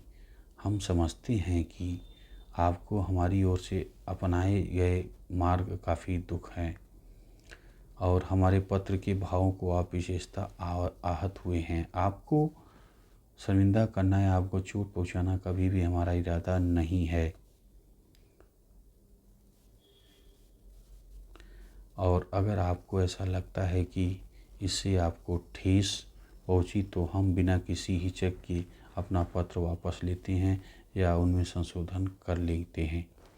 परंतु हमने समग्र स्थिति पर विचार करने के बाद यह पत्र तथा अपने इस्तीफे वापस लेने का फैसला कर लिया है। हमें लगता है कि प्रेस में छपे आपके सारे बयानों में आप कांग्रेस के सामान्य कार्यक्रम पर उतना नहीं बोल रहे हैं जितना कि एक ऐसे विषय पर बोल रहे हैं जिसे कांग्रेस ने स्वीकृति नहीं दी है और ऐसा करते हुए आप वर्किंग कमेटी में हमारी मुट्ठी भर सहयोगियों और कांग्रेस के अल्पसंख्यक वर्ग के प्रवक्ता की तरह बोल रही हैं, न कि बहुल वर्ग के प्रतिनिधि के रूप में जिसकी कांग्रेस अध्यक्ष के नाते हमें आपसे अपेक्षा थी। हमारे विरुद्ध यह एक अभियान चलाया जा रहा है जिसमें ऐसे व्यक्तियों के रूप में प्रस्तुत किया जा रहा है जिनका समय बीत चुका है, जो पुराने पड़ चुके हैं, वर्तमान में अप्रासंगिक हो चुके विचारों का प्रतिनिधित्व करते हैं। हमें ऐसे लोगों के रूप में प्रस्तुत किया जा रहा है जो देश की प्रगति में बाधक हैं और जिन्हें उन पदों से हटा दिया जाना चाहिए जो उन्होंने अनाधिकार प्राप्त कर लिया है। हमने महसूस किया कि अन्य लोगों ने हमारे साथ भारी अन्याय किया और कर रहे हैं तथा आपसे वह संरक्षण नहीं मिल रहा जो सहकर्मी और हमारा अध्यक्ष होने के नाते आपसे मिलना चाहिए। आपका राजेंद्र प्रसाद। ठीक, ये राजेंद्र प्रसाद की चिट्ठी आप देख रहे हैं। मेरे प्रिय बापू, इलाहाबाद 5 जुलाई 1936। मैं कल रात ही यहाँ पहुँचा हूँ। जब मैं वर्धा से आया हूँ शारीरिक दुर्बलता और मानसिक अशांति से घिरा हुआ हूँ। यूरोप से लौटने के बाद मैंने पाया कि वर्किंग कमेटी की बैठकों में मैं बुरी तरह थक जाता हूँ। मेरी ऊर्जा क्षीण पड़ जाती है। हर नए अनुभव के बाद मैं ज़्यादा बूढ़ा महसूस करने लगता हूँ। चीज़ों को दुरुस्त करने, संकट को टालने में आपने जो कष्ट उठाया है उसके लिए मैं आपका आभारी हूँ। मैंने राजेंद्र बाबू द्वारा भेजी गई दूसरा पत्र दोबारा पढ़ा है। उन्होंने जो गंभीर आरोप मुझ पर लगाए हैं उन्हें देखा है। तथ्य को चाहे कितना भी विनम्रता से प्रस्तुत किया जाए, उनका आशय यह है कि मैं असहनीय मुसीबत बन चुका हूँ और मेरे जो भी गुण हैं, थोड़ी बहुत क्षमता, ऊर्जा, गंभीरता, कमोवेश प्रभावित करने वाले व्यक्तित्व सभी खतरनाक बन चुके हैं, क्योंकि वे एक गलत रथ समाजवाद की ओर बढ़ रहे हैं। इन बातों के निष्कर्ष स्पष्ट हैं। मैंने अपनी पुस्तक में उसके पश्चात अपने वर्तमान विचारों के बारे में विस्तार से लिखा है। मेरे बारे में कोई फैसला लेने के लिए सामग्री की कमी नहीं। मेरे वे विचार आकस्मिक भी नहीं हैं, वे मेरा हिस्सा हैं और यद्यपि मैं भविष्य में उन्हें बदल सकता हूँ, लेकिन जब तक मैं उन्हें नहीं छोड़ता, मुझे उनको अभिव्यक्त करना ही होगा, क्योंकि व्यापक एकता को महत्वपूर्ण मानता हूँ। इसलिए मैं कोमलतम शब्दों में व्यक्त किया है, निश्चित निष्कर्ष के बजाय विचार विमर्श के लिए प्रस्ताव के रूप में ज़्यादा प्रस्तुत किया। मुझे इस पद्धति में कांग्रेस को जो कुछ भी कर रही है उसके बीच कोई टकराव दिखाई नहीं देता। जहाँ तक चुनाव का संबंध है, मेरा मानना है कि मेरा रवैया इस दिशा में निश्चित ही एक लाभकारी साधन था, क्योंकि जनता में उत्साह का संचार हुआ। प्रस्तुत मेरे कोमल अस्पष्ट रवैयों को सहयोगी खतरनाक और हानिकारक मानते हैं। मुझे यहाँ तक कहा गया कि भारत में गरीबी और बेरोजगारी इस तरह बार बार जोर देना बेवकूफ़ी थी, या कम से कम यह गलत तो था ही। आपने मुझे बताया था कि आप कोई वक्तव्य जारी करना चाहते हैं। मैं आपके वक्तव्य का स्वागत करूंगा, क्योंकि मैं मानता हूं कि हर दृष्टिकोण से देश सामने प्रस्तुत किया जाना चाहिए। दृष्टिकोण से देश के सामने प्रस्तुत किया जाना चाहिए। प्रेम पूर्वक आपका जवाहरलाल। अब देखिए, प्रिय जवाहर। अब देखिए, बापूजी आपको जो महात्मा गांधी हैं वो जवाहर को लिख रहे हैं, ठीक। अब देखिए, 3 चिट्ठियाँ आपने देखी एक के बाद एक। ये पहला जो था चिट्ठी आपने देखी, राजेंद्र प्रसाद ने नेहरू को लिखी, और नेहरू को ने जो है, देखिए जो है नेहरू ने लिखी बापू को, महात्मा गांधी को, और फिर बापू ने जो महात्मा गांधी हैं, फिर देखिए नेहरू को क्या लिख रहे हैं। समय है सेगांव, 15 जुलाई 1936 का। अब देखिए क्या लिखते हैं बापू जो है महात्मा गांधी जवाहर को क्या समझा रहे हैं। तुम्हारा पत्र मेरे हृदय छू गया। तुम्हें सबसे ज़्यादा ठेस महसूस हुई है। तथ्य यह है कि तुम्हारे साथियों के पास तुम्हारे जैसा साहस और बेबाकी नहीं है।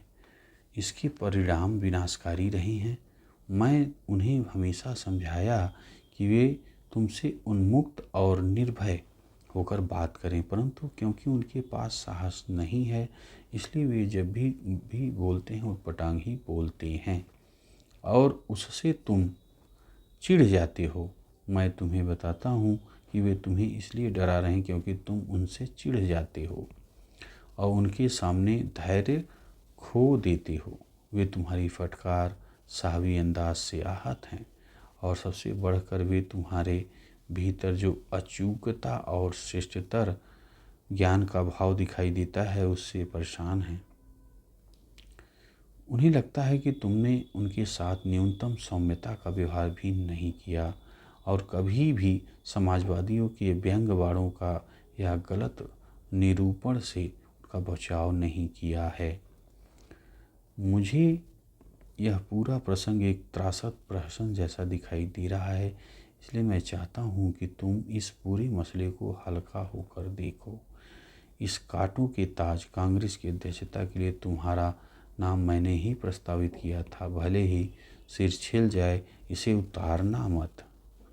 कमेटी की बैठकों में अपना हास्य विनोद दोहरा दिखाओ। यह तुम्हारे लिए सबसे सामान्य भूमिका है। चिंतित चिड़चिड़े व्यक्ति का स्वभाव तुम पर नहीं जचता।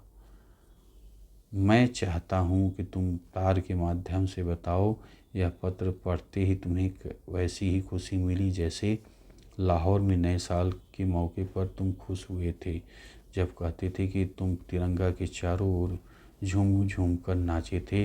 अपने कंठ को थोड़ा आराम दो। मेरा प्यार बापू। ये भाई हो गया। अब अगला पॉइंट हमें दिख रहा है, देखिए, छवि गढ़ना। आत्मकथाएं भी हमें अतीत का ब्यौरा देती हैं, जो मानवीय विवरणों के हिसाब से काफ़ी समृद्ध होती हैं। परंतु यहाँ भी हमें इस बात का ध्यान रखना चाहिए कि हम आत्मकथाओं को किस तरह पढ़ते हैं और उनकी कैसे व्याख्या करते हैं। हमें यह याद रखना चाहिए कि ये आत्मकथाएं प्रायः स्मृति के आधार पर लिखी गई होती हैं। उनसे हमें पता चलता है कि लिखने वालों को क्या याद रहा, उसे कौन सी चीज़ें महत्वपूर्ण दिखाई दी, या वह क्या याद रखना चाहता था, या वह औरों की नज़र में अपनी ज़िंदगी को किस तरह दर्शाना चाहता है। आत्मकथा लिखना अपनी तस्वीर गढ़ने का एक तरीका है। फलस्वरूप इन विवरणों से पढ़ते हुए हमें यह देखने का प्रयास करना चाहिए जो लेखक हमें नहीं दिखाना चाहता। हमें उन चुप्पियों को कारण समझना चाहिए, इच्छित अनिच्छित विस्मृति के उन कृत्यों को समझना चाहिए। पुलिस की नज़र से अगला पॉइंट यहाँ पे है। और सविनय अवज्ञा आंदोलन के दौरान बम्बई में कांग्रेस के वॉलंटियरों को पुलिस से भिड़ंत। ये देखिए आप, पुलिस से भिड़ंत हो रही है वॉलंटियरों को। और देखिए आप, औपनिवेशिक शासक ऐसे तत्वों पर हमेशा कड़ी नज़र रखते हैं जिन्हें वे अपने विरुद्ध मानते थे। इस लिहाज से सरकारी रिकॉर्ड भी हमारे अध्ययन के लिए एक महत्वपूर्ण स्रोत हैं। उस समय पुलिसकर्मियों तथा अन्य अधिकारियों द्वारा लिखे गए पत्र रिपोर्ट गोपनीय होती थी, लेकिन अब ये दस्तावेज अभिलेखागारों में उपलब्ध हैं जिन्हें कोई भी देख सकता है। आइए एक ऐसे ही स्रोत को देखें। 20वीं सदी की शुरुआती सालों में गृह विभाग द्वारा तैयार की गई पाक्षिक रिपोर्ट, हर 15 दिन या हर पखवाड़े में तैयार होने वाला रिपोर्ट, इस दिशा में काफ़ी महत्वपूर्ण रही है। ये रिपोर्ट स्थानीय इलाकों से पुलिस की मार्फत मिलने वाली सूचनाओं पर आधारित होती थी, लेकिन उनमें यह भी दिख जाता है कि आला अधिकारियों क्या देखते थे या क्या मानते थे। राजद्रोह और विद्रोह की संभावना मानते हुए खुद को इस बात का आश्वासन देना चाहते थे कि इन आशंकाओं का कोई आधार नहीं। यदि आप नमक सत्याग्रह के समय की पाक्षिक रिपोर्ट को देखें तो पाएंगे गृह विभाग यह मानने को तैयार नहीं था कि महात्मा गांधी की कार्रवाइयों के प्रति कोई व्यापक जन समर्थन पैदा हो रहा था। रिपोर्ट इस यात्रा को एक नाटक, एक कर्तव्य, ब्रिटिश शासन के खिलाफ आवाज़ उठाने के प्रति अनिच्छुक तथा शासन के अंतर्गत सुखपूर्वक जीवन व्यतीत कर रहे लोगों को गोलबंद करने की एक हताश कोशिश के रूप में प्रस्तुत किया जाता था।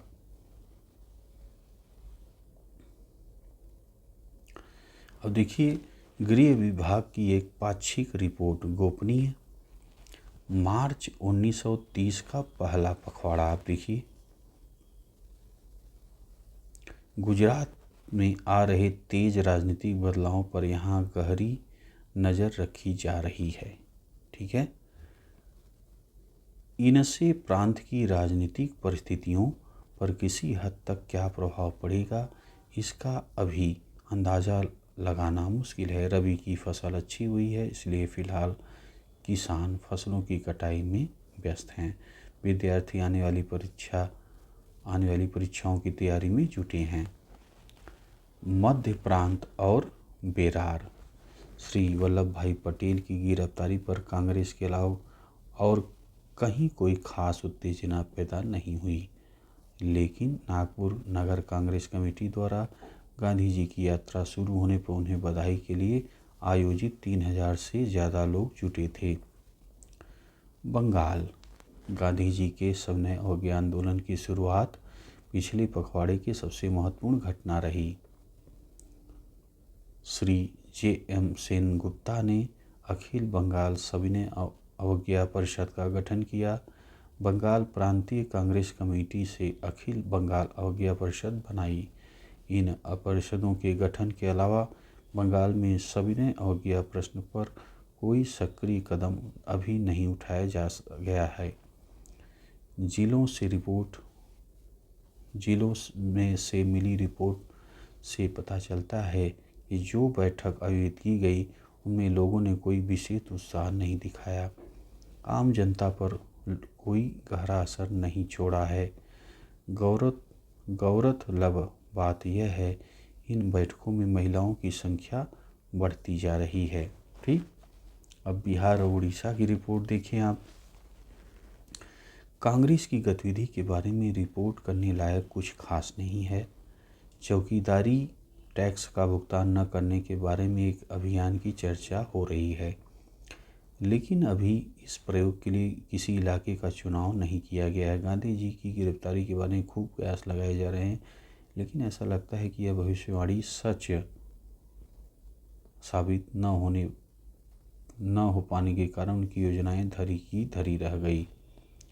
मद्रास में देखिए, गांधी का सविनय अवज्ञा अभियान शुरू होने से बाकी मुद्दे हंसी पर चले गए। आम जनता उनकी यात्रा को नाटकीय और कार्यक्रम को अव्यवहारिक मानती है, परंतु क्योंकि हिंदू जनता उन्हें अगाध श्रद्धा से दृष्टि देखती है, इसलिए गिरफ्तारी की संभावना, जिसके बारे में खुद बहुत उत्सुक हैं, और उसके राजनीतिक प्रभाव के बारे में काफ़ी गलतफहमियां फैली हुई हैं। 12 मार्च को सविनय अवज्ञा अभियान के उद्घाटन दिवस के रूप में मनाया गया। बम्बई में सुबह को राष्ट्रीय झंडे को सलामी दी गई। बम्बई केसरी प्रेस ने आक्रामक भाषा का प्रयोग किया है और हमेशा की तरह आग उगलने के अंदाज में लिखा है, अगर सरकार सत्याग्रह की ताकत परखना चाहती है तो उसे पता होना चाहिए कि सत्याग्रह की सक्रियता और निष्क्रियता दोनों से सरकार को ही नुकसान पहुंचेगा। यदि सरकार गांधी को गिरफ्तार करती है तो उसे राष्ट्र के कोप का भाजन बनना पड़ेगा। यदि सरकार ऐसा नहीं करती तो सविनय अवज्ञा आंदोलन फैलता जाएगा। इसलिए हमारा मानना है कि अगर सरकार श्री गांधी को दंडित करती है तो भी राष्ट्र की विजय होगी, और अगर सरकार उन्हें अपने रास्ते पर चलने देती है तो राष्ट्र की भी बड़ी विजय होगी। दूसरी ओर विविध वृत्त नामक मध्यमार्गी अखबार ने इस आंदोलन की व्यर्थता की ओर संकेत किया है और कहा कि आंदोलन अपना घोषित उद्देश्य प्राप्त नहीं कर पाया है, लेकिन उसने सरकार को भी चेतावनी दी कि दमन का रास्ता उसके उद्देश्य को कमज़ोर कर देगा, है ना। मार्च 1930 का, अब देखिए बंगाल का ये है, आप लोग पढ़ लीजिएगा, इसमें कुछ खास वही रिपोर्टें यहाँ पे लिखी हैं, आप लोग वीडियो रोक करके पढ़ लीजिएगा, ठीक है। बस वही रिपोर्टें छपी हैं, ठीक, अखबारों से। ये देखिए, अंग्रेजी तथा विभिन्न भारतीय भाषाओं में छपने वाली समकालीन अखबार भी महत्वपूर्ण स्रोत हैं जो महात्मा गांधी की गतिविधियों पर नज़र रखते थे, उनके बारे में खबरें छापते थे। अखबार इस बात की भी संकेत देते हैं कि आम भारतीय उनके बारे में क्या सोचते थे, लेकिन अखबारी ब्यौरों को पूर्वाग्रह से मुक्त नहीं माना जाना चाहिए। ये अखबार प्रकाशित करने वाले ऐसे लोग थे जिनकी अपनी राजनीतिक सोच और विश्व दृष्टिकोण था। उनके विचारों से ही यह तय होता था कि क्या प्रकाशित किया जाए, घटनाओं की रिपोर्टिंग किस तरह की जाए। इसलिए लंदन से निकले वाले अखबार के विवरण भारतीय राष्ट्रवादी अखबार में छपने वाली रिपोर्ट जैसे नहीं हो सकते थे।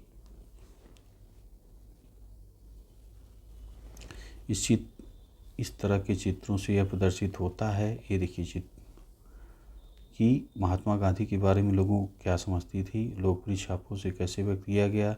राष्ट्रवाद के वृक्ष में महात्मा गांधी केंद्र में छाया रूप में दिख रहे हैं तथा चारों ओर अन्य नेताओं और मनीषियों दिख रहे हैं। ये देखिए महात्मा गांधी को केंद्र में रखा गया, बाकी सारे नेता ये देखिए वृक्ष रूप में दिखाई दे रहे हैं। ये देखिए चारों तरफ दिख रहे हैं।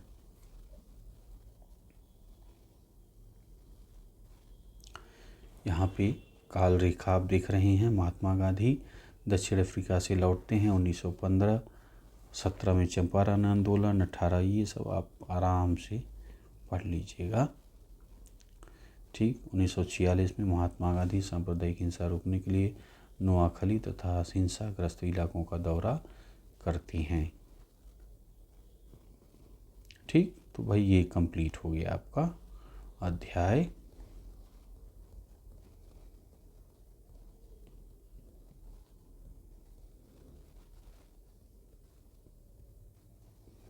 तो आज के वीडियो में दोस्तों आपने पढ़ा अध्याय 11 महात्मा गांधी और राष्ट्रीय आंदोलन।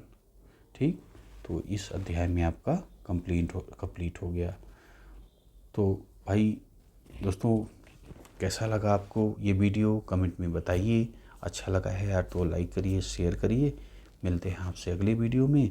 वीडियो आपने देखा इसके लिए आपका बहुत बहुत धन्यवाद।